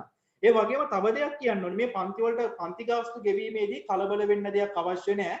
පුතාලට මම හැමෝටම උගන්වනවා. මම මෙතෙක් කලුත් කිසිම මුදලක් අරගන්න නැතුව තමයි පුතාලට ඉගැන්වීම් කටයුතු කරේ. ඉදිරියේදීත් මම මේ විදිහට කරනවා. නමුත් පුතේ මේ නිබන්ධන වලට එහෙම යම්කිසි ගාස්තුවක් අය කරන්න වෙනවා. ඒ කියන්නේ මම මාස දෙකක් සඳහාම 10 සහ 11 දරුවන් එකතු කරන්නේ පුතේ රුපියල් 800යි. ඒ කියන්නේ මාසයකට රුපියල් 400ක් විතරයි. එක දරුවෙකුට වැටෙන්නේ. ඒකත් ඇවිල්ලා ගන්නේ නිබන්ධන වලටයි මේ අන්තර්ජාල පහසුකම් වලට වියදම් කරන්න වෙනවා. අන්නේ හේතුව නිසා. නැත්තම් අපි සාමාන්‍ය පන්ති ගාස්තු විදිහට මේ අන්තර්ජාලය ඔස්සේ පන්ති පවත්වද්දී අය කරන්නේ නැහැ. මොකද අපි දන්නවා සාමාන්‍ය පන්ති තියනවා වගේ නෙමෙයි මේ Zoom ඔස්සේ පන්ති තියෙනකොට. එහෙනම් පුතාලා මට එක් නගර ඒ කියන්නේ එක් ගම් මට්ටමින් දරුවෝ සම්බන්ධ කරගෙන පුළුවන් නම් නිබන්ධන ගෙනල්ලා දෙන්න ඕනේ තැන මට කතා කරලා කියන්න මම ඒ තැන් වලට ලැබෙන්න සලස්වන්නම් මේ සතිය ඇතුළත. එතකොට පුතාලට පුළුවන් ඒ පන්ති ගාස්තු ගෙවලා හරි ඒ මේ මොහොතේ මුදල් නැත්තම් පස්සේ හරි සල්ලි ගෙවන්න පුළුවන්. නමුත් නිබන්ධනය ලබා ගන්න උත්සාහ කරන්න. මොකද 11 වසරේ ළමයිට ලබන සමුදය දම් පන්තිය පටන් ගන්නවා. 10 වසරේ ළමයිට මේ සිකුරාදා ධම්ම පන්තිය Zoom ඔස්සේ තමයි දිගටම නිබන්ධනය දිගහැරගෙන ඒකේ තියෙන ප්‍රශ්න සාකච්ඡා කරමින් අපි ඉදිරියට යන්නේ. ඉතින් මේ බව අද පන්තියට සම්බන්ධ නොවිච්ච යාළුවෝ දැනුවත් කරන්න. ඉතින් ඒක මම ඔයාලගෙන් ඉල්ලන පුංචි උදව්වක්. හරි. එහෙනම් ඒ කතාව ඉවරයි. අපි යමු ඊළඟ ප්‍රශ්නෙට. ඊළඟ ප්‍රශ්නේ කියනවා පුතේ ප්‍රශ්න අංක 15 ASCII ක්‍රමයේදී සංකේතයක් නිරූපණය කරන්න මිටු කීයක් භාවිතා කරනවද කියලා. උත්තරේ දෙන්න බලන්න ළමයි. උත්තරේ දෙන්න බලන්න ටක් ගාලා. ළමයි දෙන්නේ උත්තර දීලා තියෙනවා.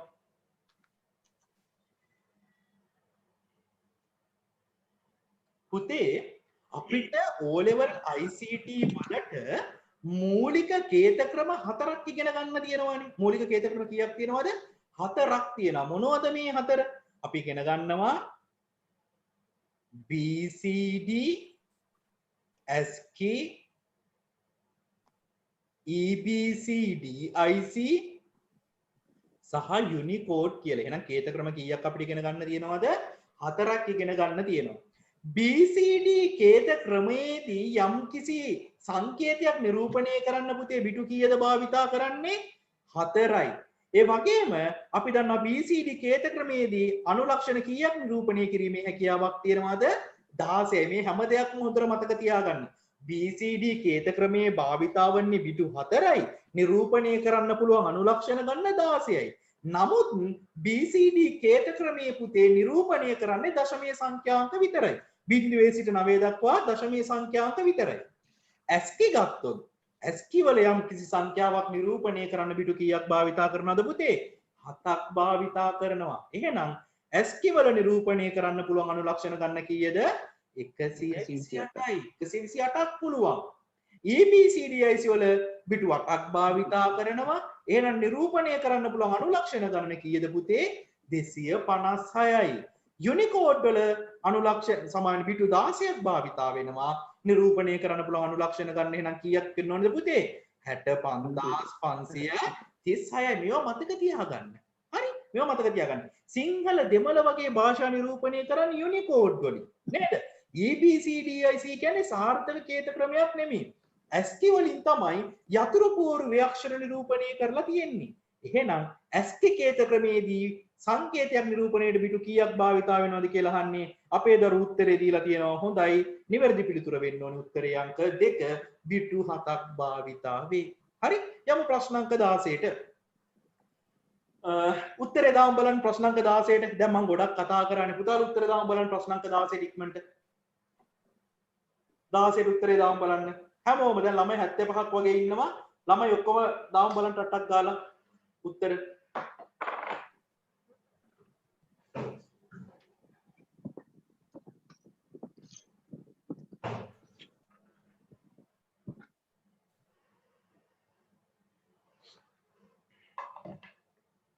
උත්තරාංක එකක් දාලා තියෙනවා කෞෂානි දුව. උත්තරේ අංක 1 කියලා දාලා තියෙනවා. අනිත් කට්ටිය 4 කියලා දානවා. හරි.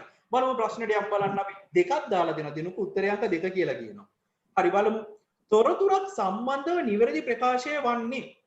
අපි දන්නවා දත්තයක් කියන්නේ කිසියම් සැකසීමකට භාජනීය නොවිච්ච අමු තත්ත්වයේ පවතින දෙයක්. තොරතුරක් කියන්නේ මොකක්ද?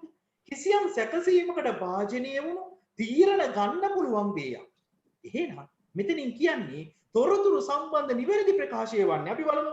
තොරතුරක් පැහැදිලිව තේරුම් ගත හැකි විය යුතුය. ඒක නිවැරදි. තොරතුරක් නිවැරදි විය යුතුය. ඒකත් නිවැරදි. තොරතුරක් විශ්වාසවන්ත විය යුතුය. පුතේ මොකද කියන්නේ?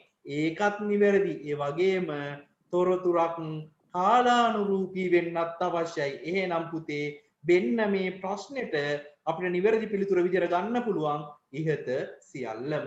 යමු ප්‍රශ්න අංක 17ට. දෙමු බලන්න උත්තරයක් ටක් ගාලා. පාදයේ එන්ව නෑ. දැන් පාදය කියන්නේ මොකක්ද? පාදය කියන්නේ මොකක්ද? මේ උඩින් තියෙන එකද? මම මෙහෙම ලියන්නම්කෝ. මේකෙන් පාදය මට Aද Bද කියලා කියන්න. පාදය වෙන්න ඕනේ Aද Bද? මේ දෙක කියන එකද පාදය, x කියන එකද පාදය? B. very good. එහෙනම් අපේ පුතාලා දන්නවා. එහෙනම් මෙතන අහන්නේ පාදයෙන් වන සංඛ්‍යා පද්ධතියක විශාලතම වටිනාකම විය හැක්කේ මොකක්ද පුතේ? දැන් මේකේ පාදයෙන්ද? නෑ. මේකේ ಗುಣ කිරීමක් නෑ. මේකේ මොකක්ද? ඒකෙත් නෑ. එහෙනම් නිවැරදි පිළිතුර වෙන්න ඕනේ මොකක්ද? උත්තරේ අංක 4. එහෙනම් 17 කියන්නේ ලේසි ප්‍රශ්නයක්. අපිට ඒකට ලස්සනට ඉක්මනින් උත්තරේ ගන්න පුළුවන්. යම් ප්‍රශ්න අංක 18ට. ප්‍රශ්න අංක 18. පහත උපාංග අතරින් ප්‍රතිදාන උපාංගයක් වන්නේ කවරක්ද? අනේ පුතේ උත්තරයක් දෙන්නකෝ මට මේකට ටක් ගාලා.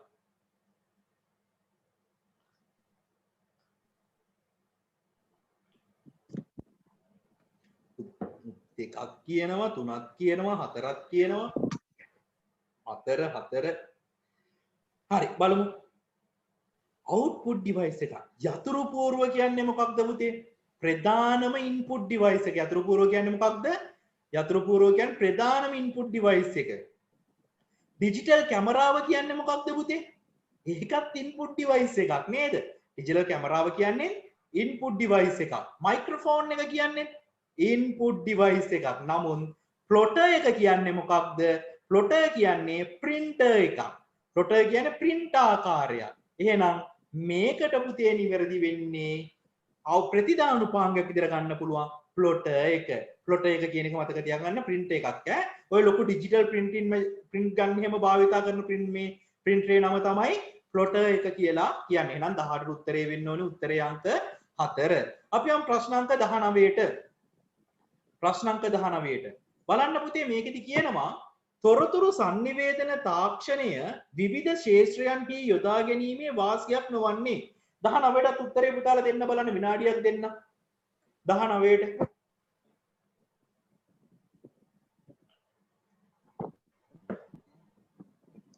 19ට කො උත්තර නෑනේ. හොඳට කියවලා දෙන්න.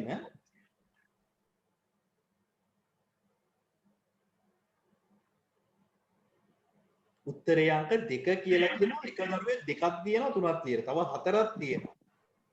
2. ඕකේ. හරි. බලමු ඔයාලා කියපු ඒවා හරිද කියලා. තොරතුරු sannivedana තාක්ෂණයේ විවිධ ශේෂ්ත්‍රයන්හි යොදා ගැනීමේ වාසියක් නොවන්නේ. දැන් මෙතනින් අහන්නේ මොකක්ද? වාසියක්ද අවාසියක්ද පුතේ? වාසියක්ද අවාසියක්ද අහන්නේ? අවාසියක් අහන්නේ. වාසියක් නොවන්නේ කියන්නේ අවාසියක්. එහෙනම් මෙයා පළවෙනි එක ලියනවා කාර්යයන් ඉටු කර ගැනීම වඩා කාර්යක්ෂම වීම සහ පහසු වීම. ඒක ඇවිල්ලා වාසියක්නේ. දෙවෙනි එක මූලිකව වැය කළ යුතු පිරිවැය අඩුවීම. ඒක පොඩ්ඩක් තිය මේක පොඩි ප්‍රශ්නාර්ථයක් තියෙනවා. තුන්වෙනි එක වැය කළ යුතු මිනිස් ශ්‍රමයේ අඩුවීම. ඒක වාසියක්නේ. ඉටු කරන කාර්යයන්හි නිර්වද්‍යතාව ඉහළ මට්ටමක පැවතීම. එහෙනම් මේ ප්‍රශ්න ස්වරූපයේ හැටියට අපිට වැරදි එකක් අවාසියක් විදිහට ගන්න පුළුවන්. මූලිකව වැය කළ යුතු පිරිවැය අඩුවීම කියන එක. එහෙනම් 19ට උත්තරේ ගන්න පුළුවන් අපිට උත්තරේ අංක 2. අපි යම් ප්‍රශ්න අංක 20ට. ප්‍රශ්න අංක 20 නම් උත්තර ටික නෑ නේද පුතේ? උත්තර ටික නෑ. අපි ඒ නිසා මම මේකට සාකච්ඡා කරන්න. පාසලේ ප්‍රශ්න පත්‍ර මුද්‍රණ කටයුතු සඳහා ඩොට් මැට්‍රික්ස් මුද්‍රණ යන්ත්‍රයක් මිලදී ගැනීම වඩා සුදුසු බව කළමනාකරණ මණ්ඩලය තීරණය කරන ලදී. පුතේ අපි printer ගැන කතා කරනකොට මම පුතාලට උගන්වලා තියෙනවා printer ගැන කතා කරනකොට අපිට මූලික printer ආකාර දෙකක් හඳුනා ගන්න පුළුවන් නේ පුතේ. එකක් ඇවිල්ලා සංඝට්ටන. අපි ඒවට කියනවා impact. සහ සංඝට්ටන නොවන අපි ඒවට කියනවා මොකක්ද? non impact කියලා. එතකොට impact වලට තමයි අපි නිදසුන් ගත්තේ මොනවද? dot matrix, line printer වගේ අපි නිදසුන් ගත්තා impact වලට. මේ impact කියන්නේ ඝට්ටණය වෙමින් මුද්‍රණය වන ඒවා. ඝට්ටණය වෙමින්. එතකොට අධික ශබ්දයක් එළියට නිකුත් කරනවා. වඩා වේගවත් නැහැ. impact ඒවා සංඝට්ටන ඒවා. සංඝට්ටන නොවන එහෙම නැත්නම් non impact වලට අපි නිදසුන් විදිහට ඉගෙන ගත්ත පුතේ laser printer, thermal printer, තව මොනවද? inkjet printer වගේ ඒවා. එතකොට පුතේ මෙන්න මේ වගේ printer වල quality එක වැඩි. print එක output කරන වේගය වැඩි. හැබැයි පිරිවැය ඉහළයි. පිරිවැය අඩු dot matrix වගේ impact printer වල. අපේ පුතාලේක දැනගන්න. අපේ නුවන් චතුරංග පුතා නම් ABCD EFGH කියලා මේකේ නැති ඒවත් දාලා තියෙනවා. හරි. හොඳයි හොඳයි. සමහර විට පුතාට පේනවා ඇති. බලමු එහෙනම් ඉවහල් වූ කරුණු විය හැක්කේ මොනවද කියලා මේකේ ලබා ගන්නා මුද්‍රිත ගුණාත්මක தත්ත්වෙ නිතා ඉහළ වීම නෑ පුතේ. ඒ සම්පූර්ණයෙන් වැරදි. ගොඩක් ඉහළ නෑ. ගුණාත්මක தත්ත්වය ඩොට් මැට්‍රික්ස් වල අඩුයි. මුද්‍රිත වේගයෙන් ලබාගත හැකි වීම. මුද්‍රිත වේගයෙන් ලබාගත හැකි වීම. වේගයෙන් ලබා ගැනීම හැකියාවක් ඩොට් මැට්‍රික්ස් වල නෑ පුතේ. හැබැයි මුද්‍රණ වියදම අඩුයි. මුද්‍රණ වියදම අඩුයි. තේරුණා නේද? එහෙනම් උත්තරේ වෙන්න ඕනේ 20ට C. එහෙනම් නිවැරදි පිළිතුර විතර ගන්න පුළුවන් අපිට C පමණි. අපි යම් පුතේ ප්‍රශ්නාංක 22ට 21 නෑ පේපර් එකේ 22 තියෙන්නේ. භාණ්ඩයක් වෙළඳසැලක තබා විකිණීමට වඩා අන්තර්ජාලය ඔස්සේ විකිණීම එම ආයතනයට ලැබිය හැකි වාසියක්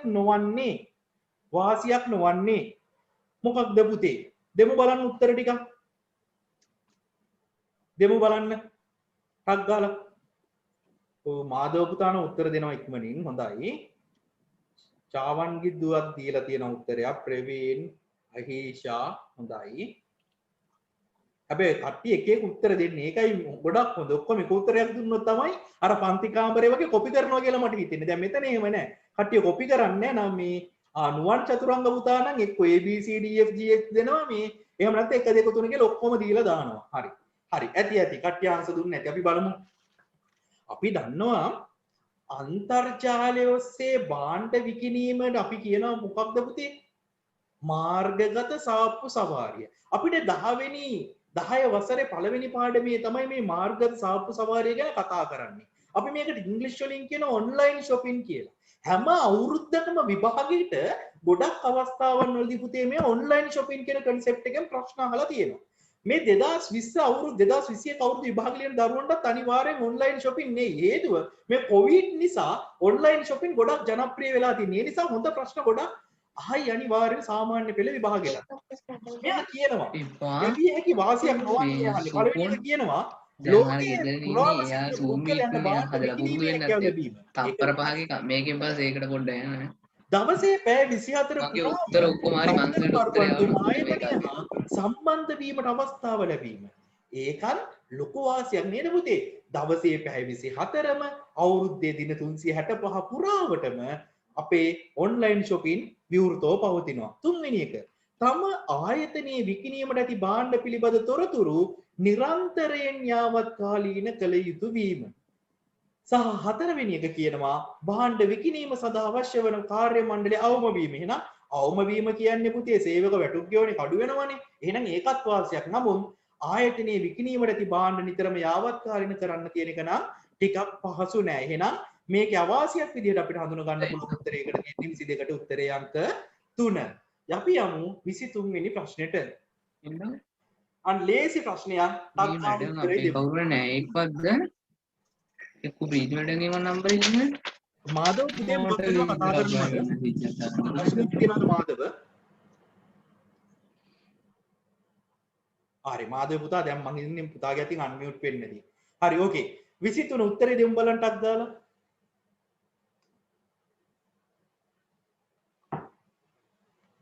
ප්‍රවීන් පුතත් 1 2 3 4 කියලා ඒ පාර දෙන්න පුරුදු වෙලා නේද? එහෙම කරන්න එපා. හරි උත්තරේ දෙන්න. පුතේ හරි උත්තර කෙනෙක් නවත්තන්න. අපිට මූලික પરම්පරා පහක් හඳුනා ගන්න පුළුවන්. මූලික પરම්පරා පහක් හඳුනා ගන්න පුළුවන්. පළමු දෙවන සිව්වන සහ පස්වන. පළවෙනි પરම්පරාව භාවිතා කරන තාක්ෂණය මොනවද? රික්තක නල. අපි ඉංග්‍රීසි වලින් කියනවා පුතේ ඒකට වැකුම් ටියුබ් කියලා. දෙවනි પરම්පරාව ට්‍රාන්සිස්ටර් නේද? තුන්වෙනි પરම්පරාව අනුකලිත පරිපථ. එහෙම නැත්නම් අපි කියනවා මොකක්ද පුතේ? IC කියලා. හතරවෙනි પરම්පරාව ශුද්ධ සකසනය. අපි කියනවා මයික්‍රෝ ප්‍රොසෙසර් කියලා. සහ පස්වෙනි પરම්පරාව කෘත්‍රිම බුද්ධිය artificial intelligence. එහෙනම් මේ ප්‍රශ්නේ විදිහට 23ට අපිට නිවැරදි පිළිතුර විදිහට ගන්න පුළුවන් ට්‍රාන්සිස්ටර් කියන එක. ඒක ස්පෙලින් වැරදි නේද? ට්‍රාන්ස්ටර් කියලා තියෙන්නේ. ට්‍රාන්සිස්ටර් වෙන්න ඕනේ. පංච් කාඩ් concept එක කියන්නේ මොකක්ද පුතේ? පංච් කාඩ් concept එක කියලා කියන්නේ ජෝසප් ජැකුවාඩ් හොයාගත්ත සිදුරු කාඩ්පත් සංකල්පය. පුතාලා ඒකත් මතක තියාගන්න. එහෙනම් සිදුරු කාඩ්පත් සංකල්පය තමයි පසු කාලීනව චාල්ස් බැබේජ්ට පරිගණකය නිර්මාණය කරන්න උදව් වුණේ. එතකොට පංචකාඩ් concept එක හොයාගත්තේ කවුද කියලා විභාගෙදී අහුවොත් පුතාලා ලියන්න ඕනේ ජෝසප් ජැකුවාඩ් කියලා. අපි යමුකෝ 24 වෙනි ප්‍රශ්නෙට. පරිගණකයේ එදා සිට අද දක්වා විකාශනය වීමේදී සිදු වූ වෙනස්කමක් නොවන්නේ එදා ඉඳන් වර්තමානයේ පරිගණක නිර්මාණය වෙනකොට සිදු වුණ වෙනස්කමක් නොවන්නේ මොකක්ද පුතේ? උත්තර දෙමු බලන්න ඔයාලා. ඔයාලට මම අවස්ථාව දෙනවා දැන්. අහීෂා දුව කියනවා දෙවනි පිළිතුර කියලා. කෞෂානි 4, මාධව 2, චාවන්ගි 4, නිසල් 4. 4යි 2යි අතර තරගයක් නේද? බලමු කවුද ජය 3ක් කියනවා ඒ පාර. හොඳයි ඇති පුතේ ඇති. අපි බලමු ප්‍රමාණයෙන් කුඩා වීම. දැන් මෙයා අහන්නේ සිදු වෙනස්කමක්ද නොවිච්ච එක. එහෙනම් අපි දන්නවා ප්‍රමාණයෙන් කුඩා වුණා. ඒක නිවැරදි. එහෙනම් අපිට ඒක මේ උත්තරයක් විදිහට බාර ගැනීමේ හැකියාවක් නැහැ. දෙවැනි එක දත්ත සැකසීමේ නිර්වද්‍යතාවය වැඩිවීම. ඒකත් නිවැරදි පුතේ. දත්ත සැකසීමේ වේගය වැඩිවීම. ඒකත් නිවැරදි. හැබැයි හොඳට මතක තියාගන්න අපේ පුතාලා. හොඳට මතක තියාගන්න ඔය දෙවෙනි එක උත්තරේ දුන්න ළමයි. මිල අධික වුණේ නෑ පුතේ. මිල අධික වුණේ නෑ. ඉස්සර පරිගණකයක් ගන්න නම් පුතේ අපිට ඉඩමකු කස් තියන්න වෙනවා. ඒ තරම් මිල අධිකයි. ගුවන් යානයක් ගන්නවා වගේ මිල අධිකයි. නමුත් අද වෙනකොට අපි හැමෝටම සාමාන්‍ය පරිගණකයක් ගන්න පුළුවන් නේ පුතේ රුපියල් 8,000ට 10,000ට උනා. පොඩි ඩෙස්ක්ටොප් කම්පියුටර් තියෙනවනේ. එන්න පරිගණකවල මොකද උනේ? මිල අඩු වුණා. එහෙනම් වෙනස්කමක් නොවන්නේ විදිහට අපිට ගන්න පුළුවන් මිල අධික වීම ඒක වැරදි. මිල අඩු වීමයි සිදු වුනේ. පැහැදිලි නේද? එහෙනම් 24ට උත්තරේ වෙන්න ඕනේ. ගොඩක් කට්ටිය දෙක කියන උත්තර දීලා තියෙනවා. උත්තරේ වෙන්න ඕනේ 4. අපි යමු ප්‍රශ්නාංක 25ට. 8GB pen drive හි ගබඩා කළ හැකි දත්ත ප්‍රමාණය වන්නේ. ලියමු බලන්න උත්තරේ 25ට. 25ට උත්තරේ බලන්න දෙන්න බලන්න. නිසල් 3 කියනවා.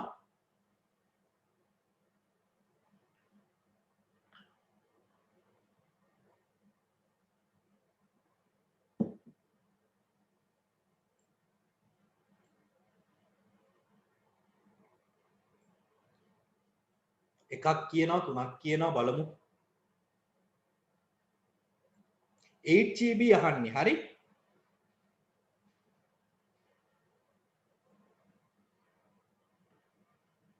හරි පුතාලා දැන් උත්තර දෙන්න එක නමත්ත දැන් මම මේ වගේ එකක් හදන විදිය කියලා දෙන්නම් මේක ඉතාමත් හොඳ ප්‍රශ්නයක් මේ වගේව ළමයි වරද්ද ගන්නවා ඒ නිසා හොඳට පුතාලා බලාගෙන ඉන්න හරිද පුතේ බයිට් 1024ක් කීයද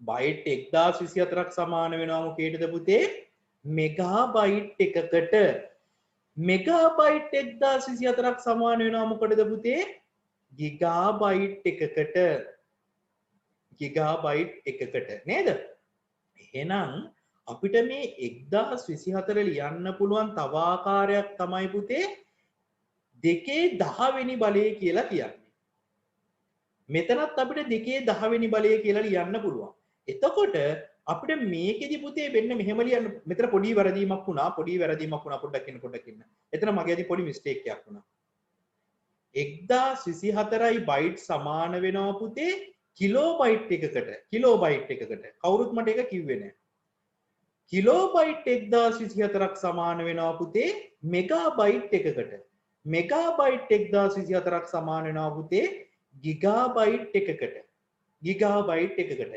එතකොට දැන් මෙතන තියෙන ගිගාබයිට් කීයක්ද මෙතන ගිගාබයිට් කීයක්ද තියෙන්නේ 8ක් මෙතන ගිගාබයිට් තියෙන්නේ 8ක් එහෙනම් ගිගාබයිට් 8ක් වෙන්න නම් පුතේ 1024 ඒවා කීයක් තියෙන්න ඕනේද බලන්නකෝ 1යි 2යි 3ක් තියෙන්න අවශ්‍ය වෙනවා නේද එහෙනම් 1024 ඒවා 3ක් ගුණ කිරීම 8 බයිට් තියෙනවද බලන්න උත්තරයක් තියෙනවද බලන්න එහෙම උත්තරයක්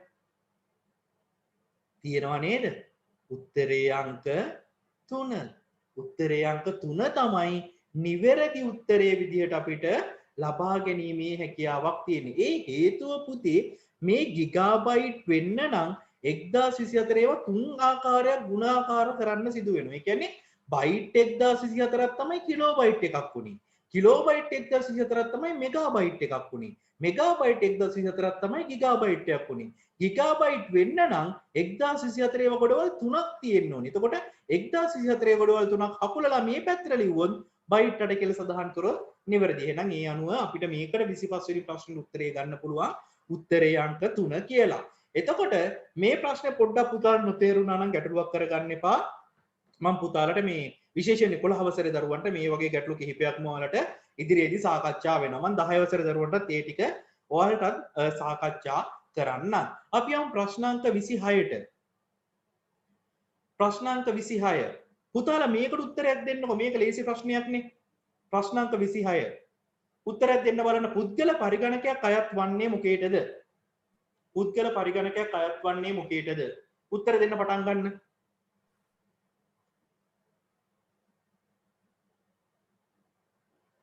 උත්තර 4 දීලා තියෙනවා, 2 දීලා තියෙනවා.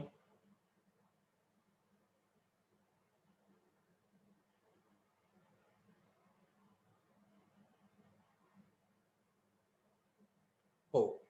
ඇති පිළිතුරු ලබා දුන්න කාලය මොකද ගොඩක් දරුවෝ උත්තර දුන්නා. තව දරුවෝ දෙන්නෙක් ඉන්නවා සම්බන්ධ නේ දෙන්න සම්බන්ධ කරගමු. ඊළඟ සැරේ නම් මෙහෙම වෙන්න බෑ. හරි? පුද්ගල පරිගණකයක් අයත් වන්නේ පර්සනල් කම්පියුටර් එක. අපි දන්නවා පුතේ අපි පරිගණක වර්ගීකරණය කරන්නේ ආකාර 4කට. මොනවද මේ වර්ගීකරණය කරපු ආකාර 4? සුපර්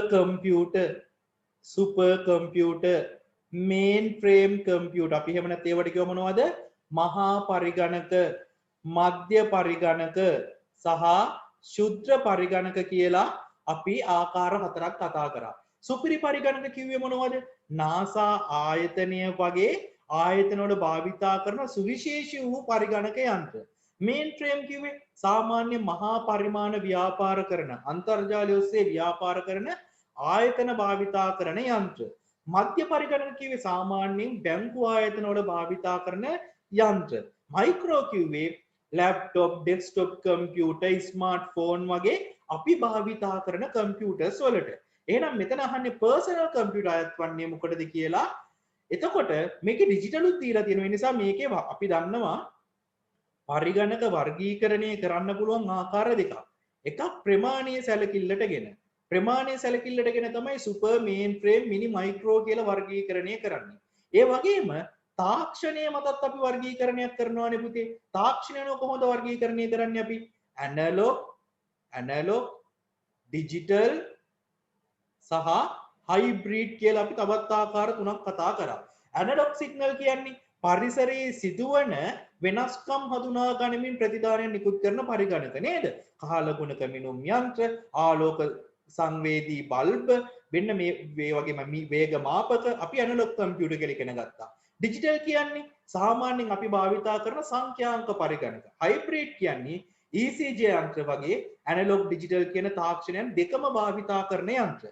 ඒ අනුව පුද්ගල පරිගණකයක් කියන එක ගන්න පුළුවන් අපිට ඩිජිටල් වලටත් ඒ වගේම මයික්‍රෝ වලටත්. බලන්න එහෙම තියෙනවද උත්තරයක් කියලා? ශුද්ධ පරිගණක තියෙනවා. සුපිරි පරිගණක තියෙනවද? නැහැ. ඩිජිටල් කියන එක හරි. සාමාන්‍ය කටයුතු සඳහා වැරදි. එහෙනම් 26ට උත්තරේ ගන්න පුළුවන් A හා C කියලා. පුතේ තියෙනවද A හා C කියලා? පොඩ ඉන්න. D එකත් ගන්න පුළුවන් ඈ. සාමාන්‍ය කටයුතු සඳහා යොදා ගන්නා පරිගණක. ACD කියලා තියෙනවද බලන්න උත්තරයක්? ACD. ඔව් තියෙනවා.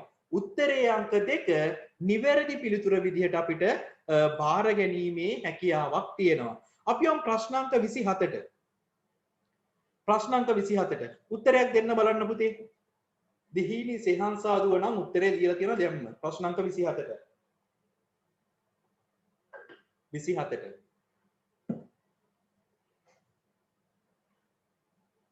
උත්තරේ අංක 3 කියනවා, 2 කියන කට්ටිය ඉන්නවා. හරි. දරුවෝ 5-6 දෙනෙක් දෙනවා නම් උත්තරේ මම මේ ප්‍රශ්න සාකච්ඡා කරනවා. මේන් ෆ්‍රේම් පරිගණක. අපි එහෙමනම් කියනවා මේ මේන් ෆ්‍රේම් වලට තව නමක් මහා පරිගණක කියලා මේ සිංහලෙන් නේද පුතේ? මේන් ෆ්‍රේම් පරිගණකයෙන් පරිගණක ජාලවල සර්වර් ලෙස යොදා ගැනීමට හේතු විය හැකියි. අපි දන්නවා සාමාන්‍යයෙන් මේන් ෆ්‍රේම් භාවිතා කරන්නේ ටර්මිනල් විශාල සංඛ්‍යාවක් එකිනෙකට සම්බන්ධ කරගන්න. එහෙනම් ඒකට හේතු විය හැක්කේ ලේසියෙන් උත්තරේ ගන්න පුළුවන්. මම කියපු නිර්වචනෙ උත්තරේ තිබ්බා. එයට සම්බන්ධ කළ හැකි ටර්මිනල් සංඛ්‍යාව වැඩි වීම හේතුවෙන්. එහෙනම් මේන් ෆ්‍රේම් පරිගණකයක් පරිගණක ජාලවල සේව විදිහට භාවිතා කරන්න හේතුව තමයි එයට සම්බන්ධ කළ හැකි ටර්මිනල් සංඛ්‍යාව වැඩි වීම වෙන. එහෙනම් 24 උත්තරේ අංක 3. දැන් එක දිගට ප්‍රශ්න ටිකක් සාකච්ඡා කරානේ මම ඒ නිසා පොඩ්ඩක් දැන් ස්ක්‍රීන් ෂෙයා එක නවත්තනවා. නවත්තලා අපේ සාමාන්‍ය මූඩ් එකට අපි එමු. හරි. දරුවෝ ටික පොඩ්ඩක් කැමරා ඔන් කරන්න පුළුවන් දරුවෝ ටික පොඩ්ඩක් කැමරා ටික ඔන් කරන්නකො බලන්න දරුවෝ ටික දැක්කෙත් නෑ පොඩ කාලෙකින්. ඔන් කරන්න පුළුවන් පුතාලා ඔන් කරන්න බලන්න කැමරා. අපේ දරුවෝ ටික ඉන්නවා නේද?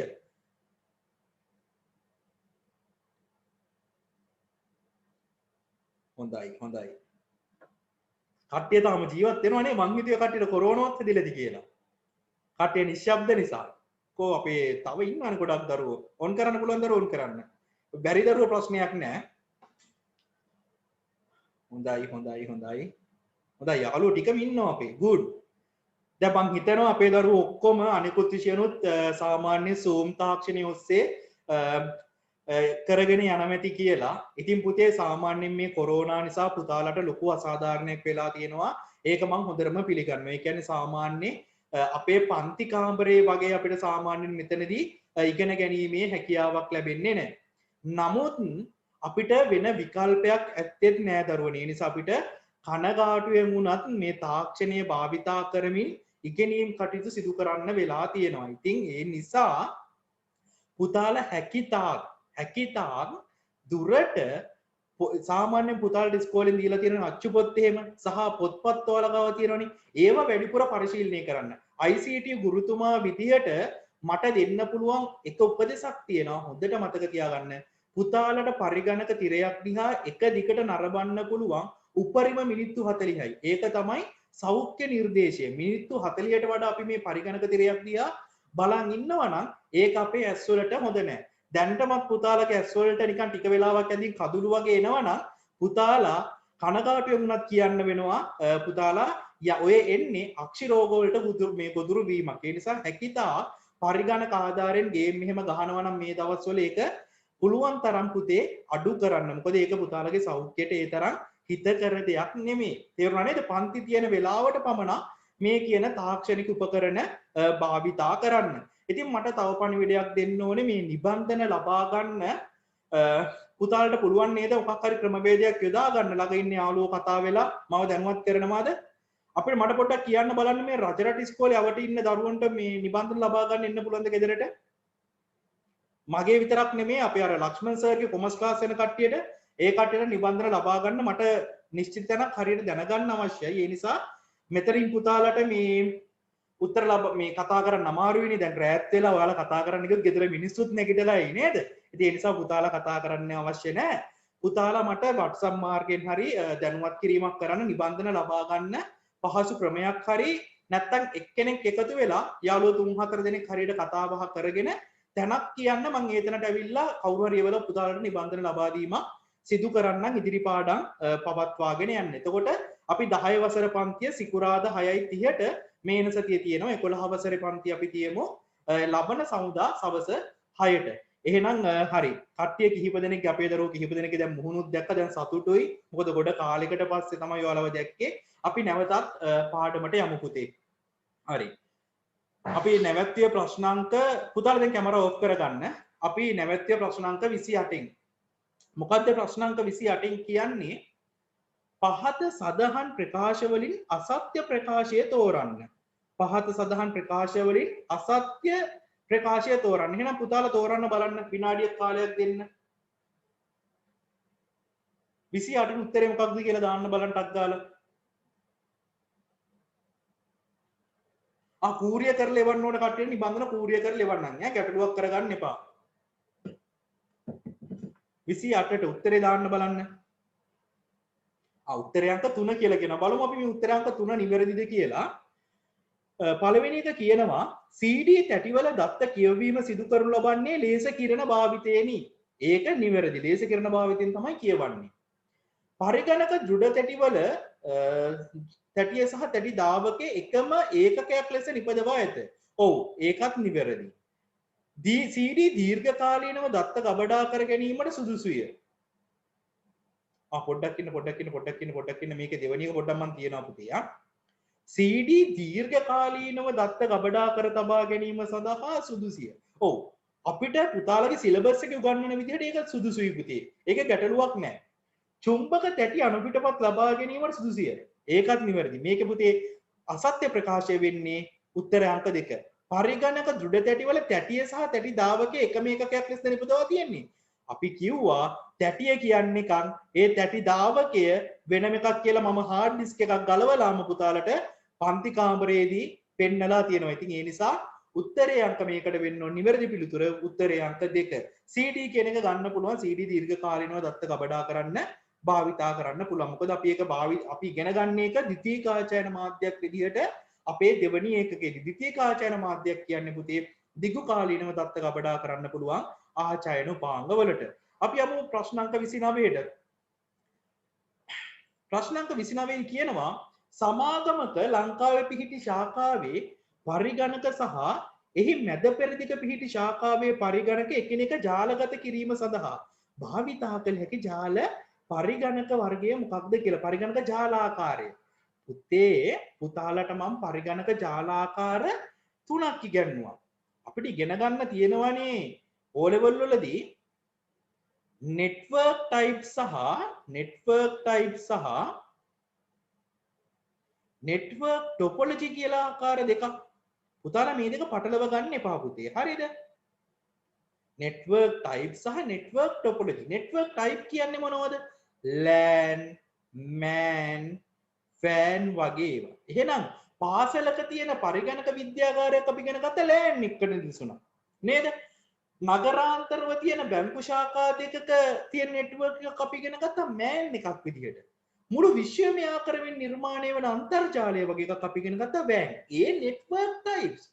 ඒ වගේම අපි ඉගෙන ගත්තා පුතේ බසයක අසුන් තියෙන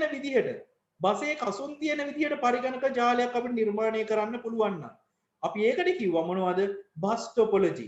ඒ වගේම මුදුවක් ආකාරයට පරිගණක ජාලයක් නිර්මාණය කරන්න පුළුවන් නම් අපි ඒවට කිව්වා රින් ටොපොලොජි. ගහක අතු බෙදී යන විදිහට අපි පරිගණක ජාලයක් නිර්මාණය කරනවා නම් ට්‍රී ටොපොලොජි. ඒ විලා ජාලයක පරිගණක ස්ථාපිත කරන ආකාරය අනුව වර්ගීකරණය කිරීම.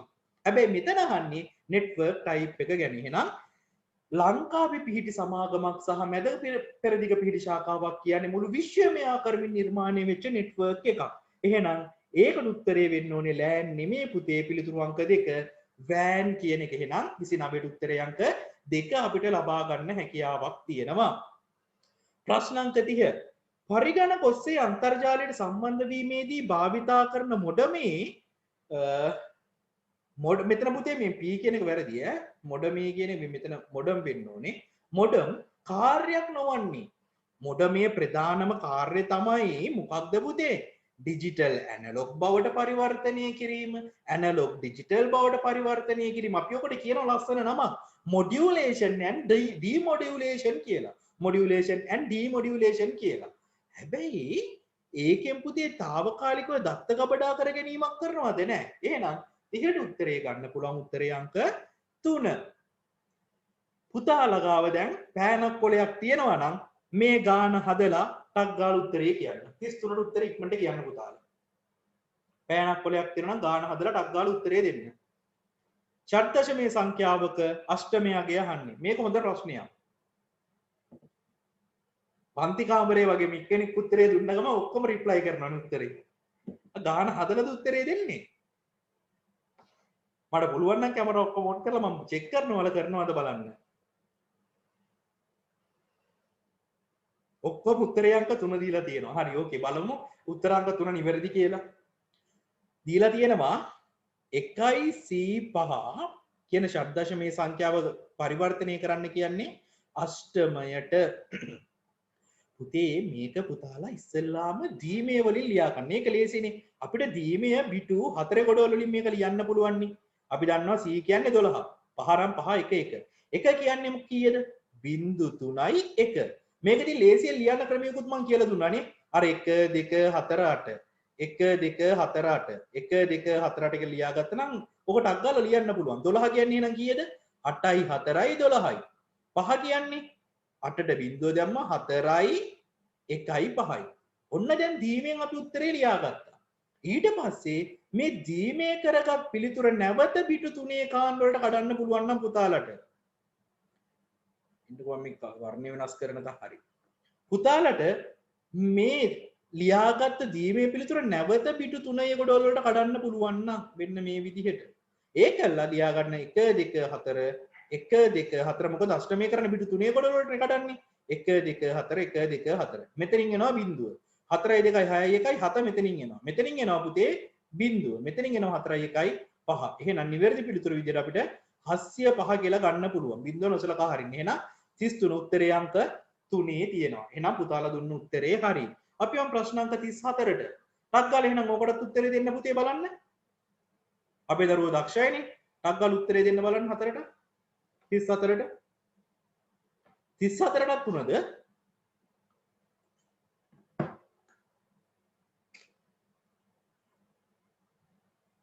34ටත් 3 කියනවා. බලමු හරිද කියලා.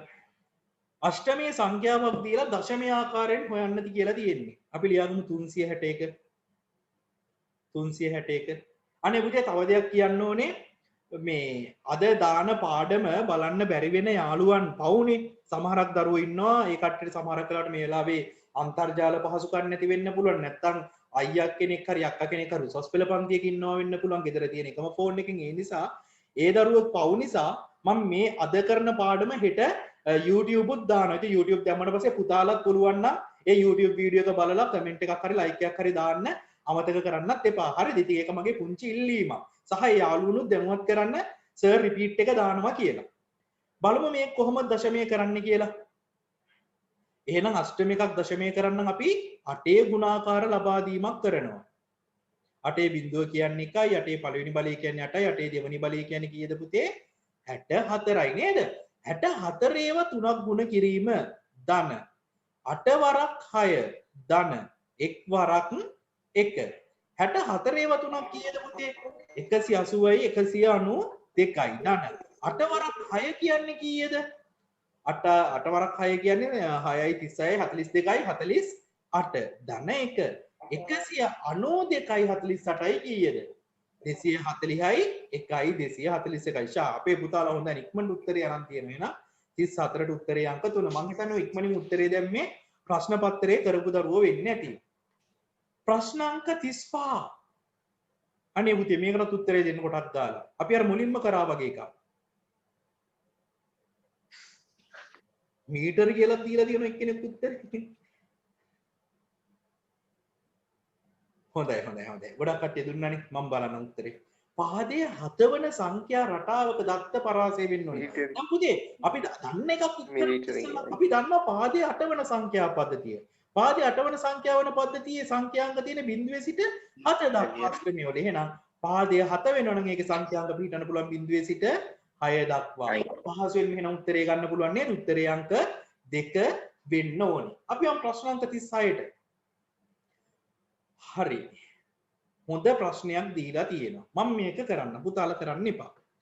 පහත දැක්වෙන්නේ A හා B ආදාන සහ C ප්‍රතිදානයක් සහිත තාර්කික දිවාර සත්‍යතා වගුවක කොටසකි. මෙම තාර්කික දිවාරයේ වනුයේ දැන් බලන්න අපේ දරුවෝ වෙන්න මෙහෙම එකක්. දැන් අපි මෙයා කියනවා නැන් දිවාරය කියලා. මෙයා කියනවා මොකක්ද? නැන් දිවාරය කියලා පළවෙනි එක දීලා තියෙනවා. අපි දන්නවා නැන් දිවාරයක ට්‍රූත් ටේබල් එකේ ඉන්නේ මෙන්න මෙහෙමයි. දැන් අපිට ඇඳ ගන්න වෙනවා මෙහෙම. අපි ඉන්පුට් දෙකක් තියලා අපි AND එකට අඳිමු. අපි O එකට අඳිමු. මෙතන තියෙන්නේ AND එකට. මෙතන අපි අඳිමු O එකට. අපිට නොට් එක දීලා නැහැ නේ. ඒ නිසා නොට් එක ලියන්න ඕනේ නැහැ. අපි ඊළඟට අය අඳිමු NAND එකට. NAND එක කියන්නේ AND එකක් නැවත නොට් එකක් කරා ගමන් කරපුවාම.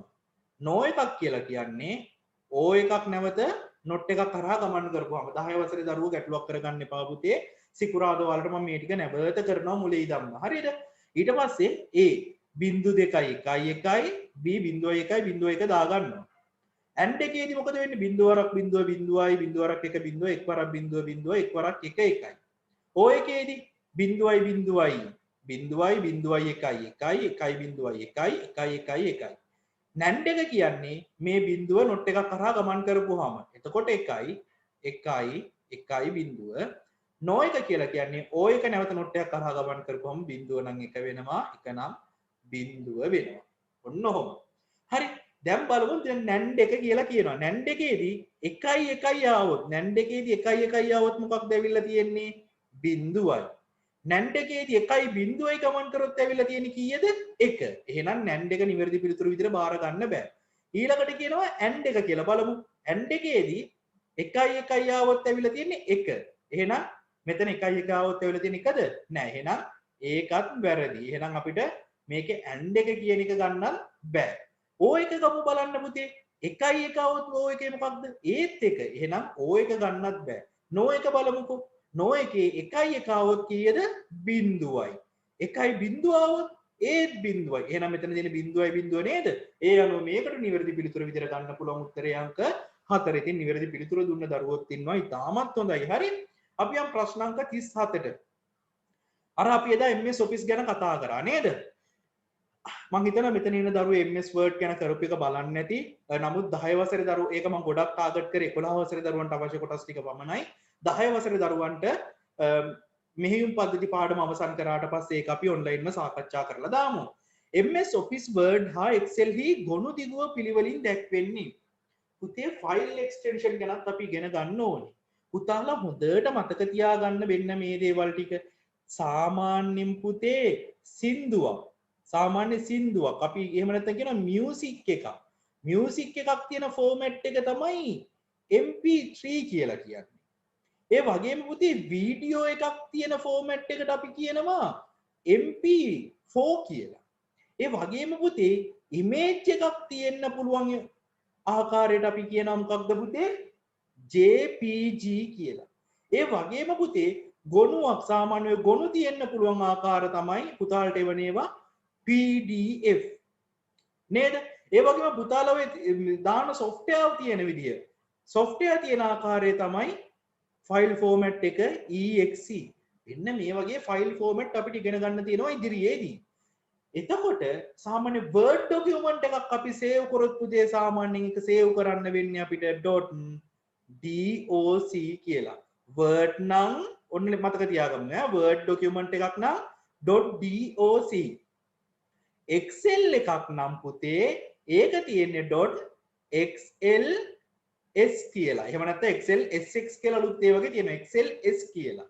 PowerPoint එකක් නම් පුතේ තියෙන්නේ .ppt කියලා. ppt කියලා. මූලිකව පුතාලා මේ ටික මතක තියාගන්න. Word නම් .doc. Excel නම් .xls. PowerPoint නම් .ppt. පුතාලට ඕන මේක බලන්න පුළුවන්. පුතාලා දැන් කම්පියුටර් එකක් තියෙනවා මේ පාඩම ඉවරනාට පස්සේ Word document එකක් උඩ right click කරලා properties කියලා බලන්නකෝ. එතකොට ඔය .doc කියන එක හරි .docx කියලා හරි පෙන්වයි පුතාලට. එහෙනම් පුතේ ඒ අනුව Word එකයි Excel එකයි නිවැරදිව පෙන්ලා තියෙන උත්තරේ අංක කීයද? doc ඊට පස්සේ XLS පිළිතුරු අංක නිවැරදි පිළිතුරු විදිහට අපිට බාර ගන්න පුළුවන් පිළිතුරු අංක 4 තමයි පුතේ නිවැරදි පිළිතුර විදිහට අපිට බාර ගැනීමේ හැකියාවක් තියෙන්නේ. අපි යමු MCQ වල අවසන් ප්‍රශ්නෙට. ඉතාමත් හොඳ ප්‍රශ්නයක්. මේක ලේසි ප්‍රශ්නයක්. මේක යහන්නේ මේ දීලා තියෙන ගේට් එකේ බූලියානු ප්‍රකාශනය මොකක්ද කියලා. මේක ලියන්නේ මෙන්න මෙහෙමයි පුතේ. මෙතන තියෙනවා A. එහෙනම් මේ AND එකට මෙතනට A එනවා. සහ ඒ නැවත නොට් එකක් කරා ගමන් කරලා ආයෙත් මෙතනට එනවා. හැබැයි එතනට එන්නේ A බා විදිහට. එහෙනම් මෙතනින් අවුට්පුට් වෙනවා A තිතක් A බා කියලා. ඊට පස්සේ පුතේ මේ A බා මෙතනටත් එනවා. අර වයර් රදිනවා වගේ. සහ මෙතනට B එනවා. එහෙනම් මෙතනින් එළියට යන්නේ AND එකකින් මොකක්ද? A බා තිතක් B කියලා. අවසානයේ x කියන්නේ මෙතන තියෙන්නේ O එකක්. එහෙනම් අවසන් ප්‍රකාශනයේ පුතාලා ලියන්න පුළුවන් x සමානයි a තිතක් a බාධන a බාතිතක් b කියලා. පුතේ මෙහෙම උත්තරයක් තියෙනවද? a තිතක් a බාධන a බාතිතක් b. ඔව් උත්තරේ තියෙනවා නිවැරදි පිළිතුර වෙන්න ඕනේ. උත්තරේ අංක 3 අපිට නිවැරදි පිළිතුර විදිහට ගන්න පුළුවන්. එහෙනම් අපි ඔන්න පුතේ වැදගත් MCQ ප්‍රශ්න 38ක් සාකච්ඡා කරා. හරි. දැන් අපි යමු සාමාන්‍ය පුතාලගේ විභාගෙදී දෙවනි කොටසේ නිර්මාණය වෙන ප්‍රශ්න ටිකකුත් සාකච්ඡා කරන්න. ඉතින් අතන පුතාලට නම් මහන්සි නෑ මට නම් ටිකක් මහන්සි. මොකද අපි දන්න පන්ති කාමරේට අපි විනාඩි 5ක් හරි බ්‍රේක් එකක් ගන්නවා නේද? අපි මෙතනදී එහෙමවත් නැහැ. මම දිගටම පන්තිය කරගෙන යනවා. ඉතින් අමතක නොකර මේ පාඩම ඉවරනට පස්සේ අමතක නොකර අද කරපු කොටස හොඳයි නම් පුතේ මගේ නම්බර් එක පුතාලා දන්නවා දෙන්න මේ අංකේ. මම හිතන්නේ දැන් නම් හැමෝම වගේ දන්නවා. 070යි 688යි 688යි 688යි බිංදුව. ඉතින් මේ පාඩම පුතාලට කිසිදු මුදලක් අය නොකර කරන්නේ. කරපු පාඩම හොඳයි නම් කරපු විදිය තේරුණා නම් අමතක නොකර මට WhatsApp message එකක් අද නිදා ගන්න කලින් දාන්න ඕනේ. හරිද? ඉතින් ඒක තමයි මම පුතාලගෙන් බලාපොරොත්තු වෙන්නේ. අපි යමුකෝ මේ ස්ට්‍රක්චර් කොටසත් කතා කරන්න. එහෙම නැත්නම් රචනා කොටස. පළවෙනි එක දත්ත සහ තොරතුරු යන්න තනි වාක්‍යයකින් පැහැදිලි කරන්න. බලන්න පුතාලා උත්තරේ වෙන්න මෙහෙම ලිව්වද කියලා. දැන් මම උත්තර ලියන්න කියලා කිව්වනේ. ලියපු කට්ටිය බලන්න ඕනේ. හරි නැති කට්ටිය ඔළුවේ තියාගන්න. දත්ත යනු කිසිදු සැකසීමකට භාජනීය නොවිච්ච දෑවි. තොරතුරු කියන්නේ දත්ත කිසියම් සැකසීමකට භාජනය කර ලබා ගන්නා ප්‍රතිඵල වේ. ඔන්නෝම එක වාක්‍යයකින් අපිට කියලා දාන්න පුළුවන් දත්ත සහ තොරතුරු කියන්නේ මොකක්ද කියලා. දෙවැනි ප්‍රශ්නේ කියනවා පහත උපකරණ හතරක කාර්ය කෙටියෙන් සඳහන් කරන්න. මම ඔක්කොගේම කාර්ය කියන්නම්. රවුටර් එකෙන් පුළුවන් පුතේ ජාල දෙකක් එකිනෙකට සම්බන්ධ කරන්න, අන්තර්ජාල පහසුකම් ලබා ගන්න. ඒ වගේම මොඩම් එකෙන් පුළුවන් පුතේ අපි එකින් එක කතා කරමු. රවුටර් හරි මොඩම් එකෙන් පුළුවන් පුතේ මූලික කාර්යය තමයි ඇනලොග් සිග්නල් ඩිජිටල් බවට පත් කිරීම, ඩිජිටල් සිග්නල් ඇනලොග් බවට පත් කිරීම. ඒ වගේම බ්‍රිජ් එකෙන් කරනවා ජාල දෙකක් එකිනෙකට සම්බන්ධ කිරීම. ස්විච් එකෙන් තමයි පරිගණක කිහිපයක් එකිනෙකට සම්බන්ධ කරලා පරිගණක ජාලයක් නිර්මාණය කරන්නේ.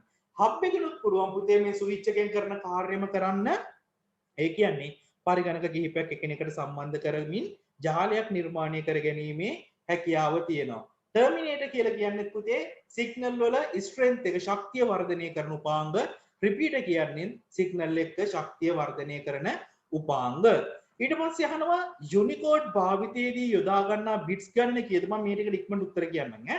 යුනිකෝඩ් භාවිතයේදී යොදා ගන්නා බිටු ගණන කීයද කියලා දුන්නා බිටු 16යි. සසම්භාවී ප්‍රවේශ මතකය කියන්නේ මොකක්ද පුතේ? ඒ කියන්නේ අපි දන්නවා RAM එක. RAM එක කියන්නේ මොකක්ද?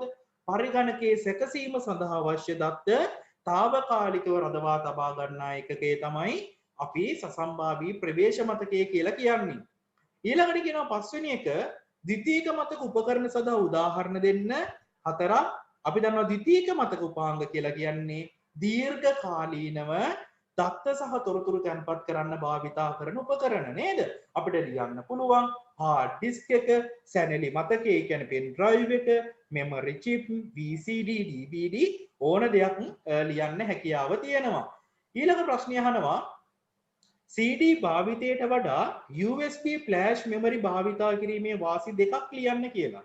පහසුවෙන් එහා මෙහා ගෙන යාමේ හැකියාව, වැඩි ධාරිතාවකින් යුත් දෑ තැම්පත් කිරීමේ හැකියාව. ඔන්න ඔය වගේ ඒවා ලියන්න. ඊළඟ ප්‍රශ්නේ 7 වෙනි ප්‍රශ්නේ පැතුරුම්පත් මෘදුකාංග.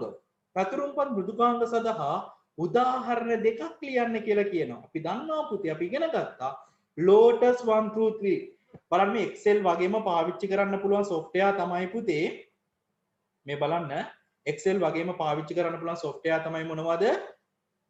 Lotus 1 2 3. ඒ වගේම පුතේ OpenOffice Calc. OpenOffice Calc පුතාලගේ අච්චු පුතේ මේවා දීලා තියෙනවා පැහැදිලිවම. OpenOffice Calc.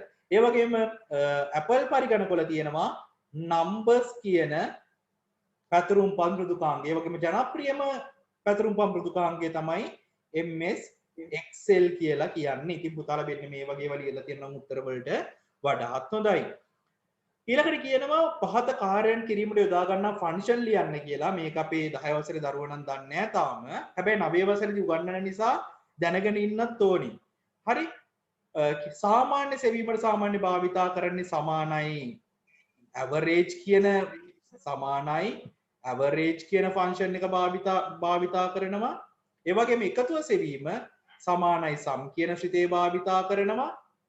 ඒ වගේම ප්‍රමාණය ගණනය කරන්න සමානයි count කියන ෆන්ක්ෂන් එක භාවිතා කරනවා. උපරිම සොයන්න සමානයි max කියන එක භාවිතා කරනවා. අවමය සොයන්න නම් සමානයි min කියන එක ෆන්ක්ෂන් භාවිතා කරනවා. ඉතින් අපි මේවා මොනවද කියලා පුතේ ඉදිරියේදී සාකච්ඡා කරමු. පුතාලට මේ Excel වලටත් මම නිබන්ධනය සූදානම් කරලා තියෙන්නේ. ඊළඟට ස්කෑන් කිරීම මගින් දත් ආදානය කරනු ලබන උපකරණ දෙකක්. ස්කෑන් කරලා ආදානය කරන මොනවද? MICR මගින් OMR මගින් OCR මගින්. මෙන්න මේ හැම එකකින්ම ඒ වගේම ජනප්‍රිය එක ෆ්ලැට් බෙඩ් ස්කෑනර්. මෙන්න මේවා මගින් පුතේ ස්කෑන් කරලා තමයි දත්ත ආදානය කරන්නේ. තව ඕනනම් QR රීඩර් කියන එකත් ලියා ගන්න පුළුවන්. බාකෝඩ් රීඩර් කියන එකත් ලියන්න පුළුවන්.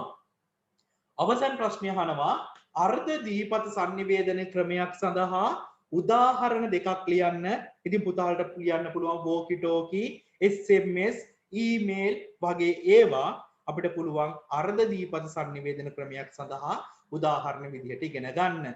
ඉතින් පුතේ තවත් ගණන් කිහිපයක් තියෙනවා. දැන් 11ටත් කිට්ටුයි.